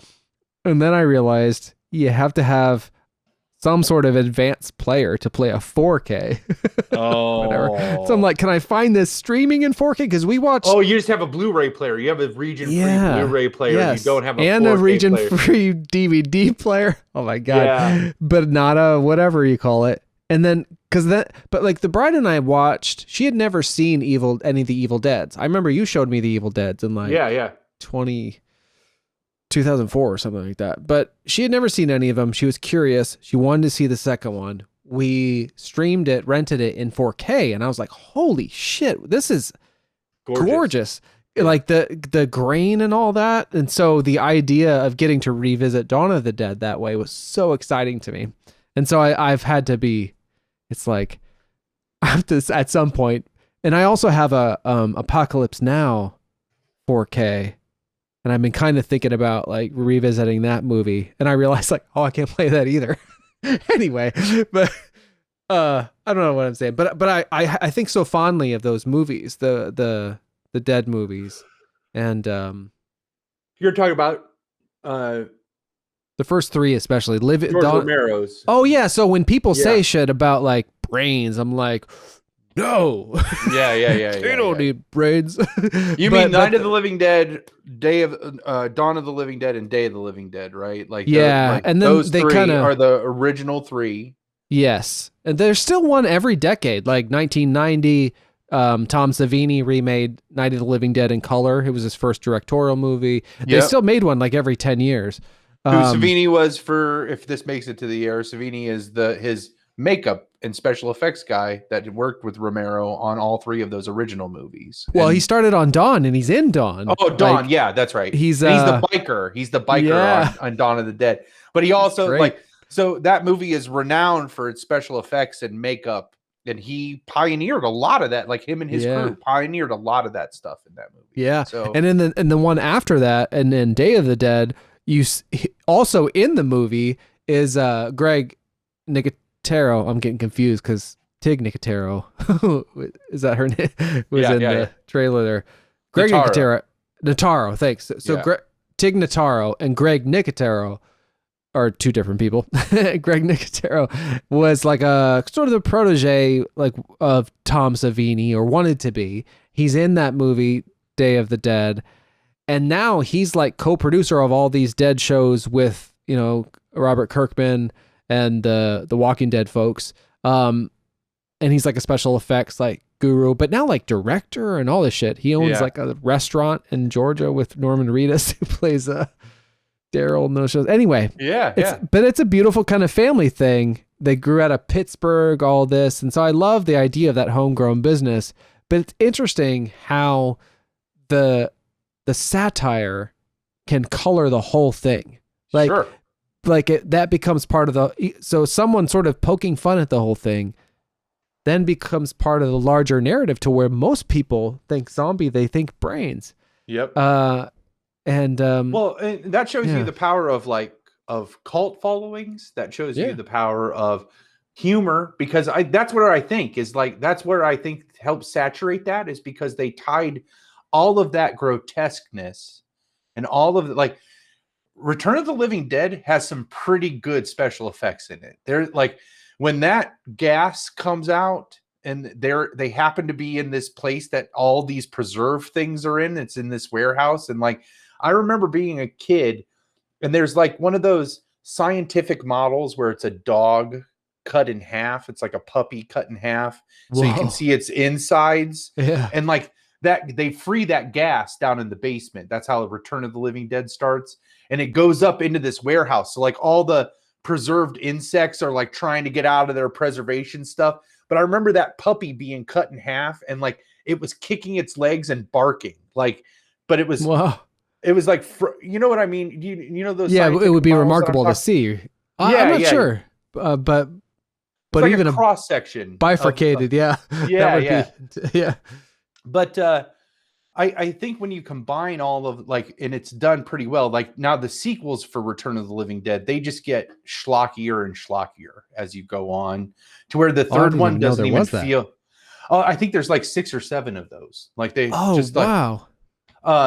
And the third one is like totally different than, it's weird. But the first one for sure, and probably the second one, they're done relatively well, but they're told from that like humorous angle. And I think that is what helps that brings in a wider audience. It brings in, like, I can watch this because it's funny. And if you already are just like rolling your eyes at zombie movies, you know, because they're just like these dumb horror movies, maybe this one makes fun of those dumb horror movies. So I can, or like scared a little bit, like you might not be brave enough. Yeah, but like the funny stuff like helps you makes it a little more palatable.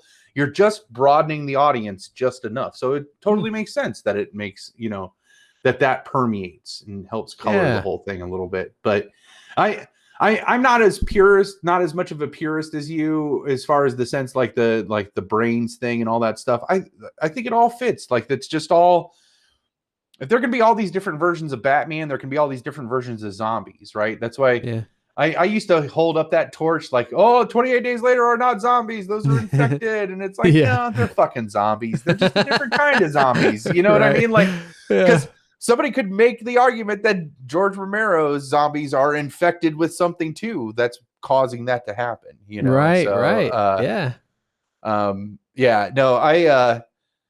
I do think though that like the pop culture is ready to move past zombies. And I agree. Yeah. I'm a fan, and I want to catch up. These things that we mentioned, I'd like to see. Even Return of the Living Dead, I've never seen. I'd like to check that out too. I think that's on. I think that might be on Amazon Prime. Good. At least the first one. So you could just see, like, and that honestly is the best one out of all of those. But you know, it's just like any horror movie from that time period. If it was even remotely popular, We need to make as many of those as we can and just cash in on that. That's how you have like 17 Jason movies and a half a dozen or a dozen Freddy Krueger movies and all that shit. It's like all that same time period. Yeah, yeah. Someday I'll fall down those respective rabbit holes. That's my bread and butter. Those two series and the Puppet Master series, that's like my kung fu movies. Like those. Oh, nice. So. Well, I'll keep you posted when I started a little bit. Like I've only seen the first Friday the 13th years ago, and there was a minute where I was going through Wes Craven movies a few years ago, and I got up to. I'm trying to remember. No, I don't think I saw even Nightmare on Elm Street 2. I just watched Nightmare on Elm Street 1 and New Nightmare, the one that was kind of meta. Yeah. And of course, I really liked both of those. And I believe there's a really cool like box set or documentary series, something about the Friday the 13th series. All that stuff like really intrigues me, and I could easily get excited about that. Yep. But in the meantime, I'm going to try to maybe check out at least some of these zombie movies we talked about, and I'd like to work towards the Blade Runner. What's the number associated with it? 2049. 2049. Yeah. Yeah. Because I think the first Blade Runner takes place in like 99 or something like that. Oh. Or maybe it's not that far apart. Maybe it's 2020 because it's supposed to be so many years after that. But yeah, God, I would love it. I'm really looking forward to that episode where we talk about it, because it's a great one of that, like that cautionary stuff of yeah, it's good. It's really good. Awesome. Well, this is super fun. Like I like I said, I had no expectations coming in, but I'm fired up, man. This is a great chat. Yeah, absolutely, man. It was a good time. I probably should cut it short. Oh yeah, we went long even, but I was having a great time. So who cares? Yeah, no, it was a good time. But definitely check out that stuff. Let me know if you watch Army of the Dead, especially. Let me know what you think about it, because I have this really high expectation on it. Doesn't matter what it is I'm going to watch. I need to pause and say to myself, this is a movie about zombies. Like, just remember that. Like, cut it a little bit of slack. It's about zombies, right? And so, that's very healthy. But then, yeah, I don't do that, because then the others, like my other, like what actually happens, I'm like, I can't believe they fucking made this shit. Like, this is garbage, Like, I could make something like that. Yeah, no. So, but yeah, trailer stuff, I would be all about helping you with trailers for sure. If and when you get to that point. I didn't realize you're into trailers this way. That's actually pretty fun. I mean, we've certainly seen a bunch together, but I didn't know that. They're like this perfect movie, in my opinion. Yeah. Like, there are more movies than I could even tell you where I watch the trailer and get super, like, I'm just like that, like moved to tears and chills and like, just like, this is going to be amazing. And the movie is nowhere near as good as the trailer was. Like, and that's what their purpose is. Like, their purpose, that it did exactly what it was supposed to do. It got me in to see that movie, right? So it got you back to Netflix, for Christ's sake. Yeah, exactly. So, shit. But yeah, right. No, I love trailers. Love them. Absolutely love them. But it's my favorite part of going to the movies is to see that, like, 20 minutes of these mini movies that get you excited to come back to the movies, like, and the movie I'm there to see, I probably saw a trailer in another, like, watching another movie. Right. And it just, like, I live for that 20 minutes of the trailers before the movie starts. That is, like, sometimes that's the best 20 minutes of the whole experience. Yeah. Wow. I hadn't thought of that. Man, like an onion, dude. Like, I know you so many years. Every once in a while, there's one of these things. I talk to you about trailers like this. I feel like I've had this conversation before. Like, that, it is. I think we talked about trailers. I mean, we talked about trailers like Mr. J even that one time, but I just didn't realize that you were so into them specifically, or I forgot. Yeah. Whatever. But this has been. I've liked that. We made that one trailer for Death of a Salesman for that class that I was in.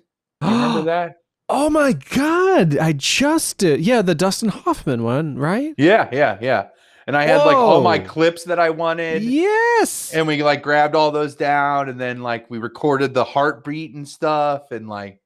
Oh my God. Yes. Oh, yeah. I want that. That's probably lost to the ages. Oh, gone. I'm sure I don't have any VHS tapes in this house. That's a lie. I do.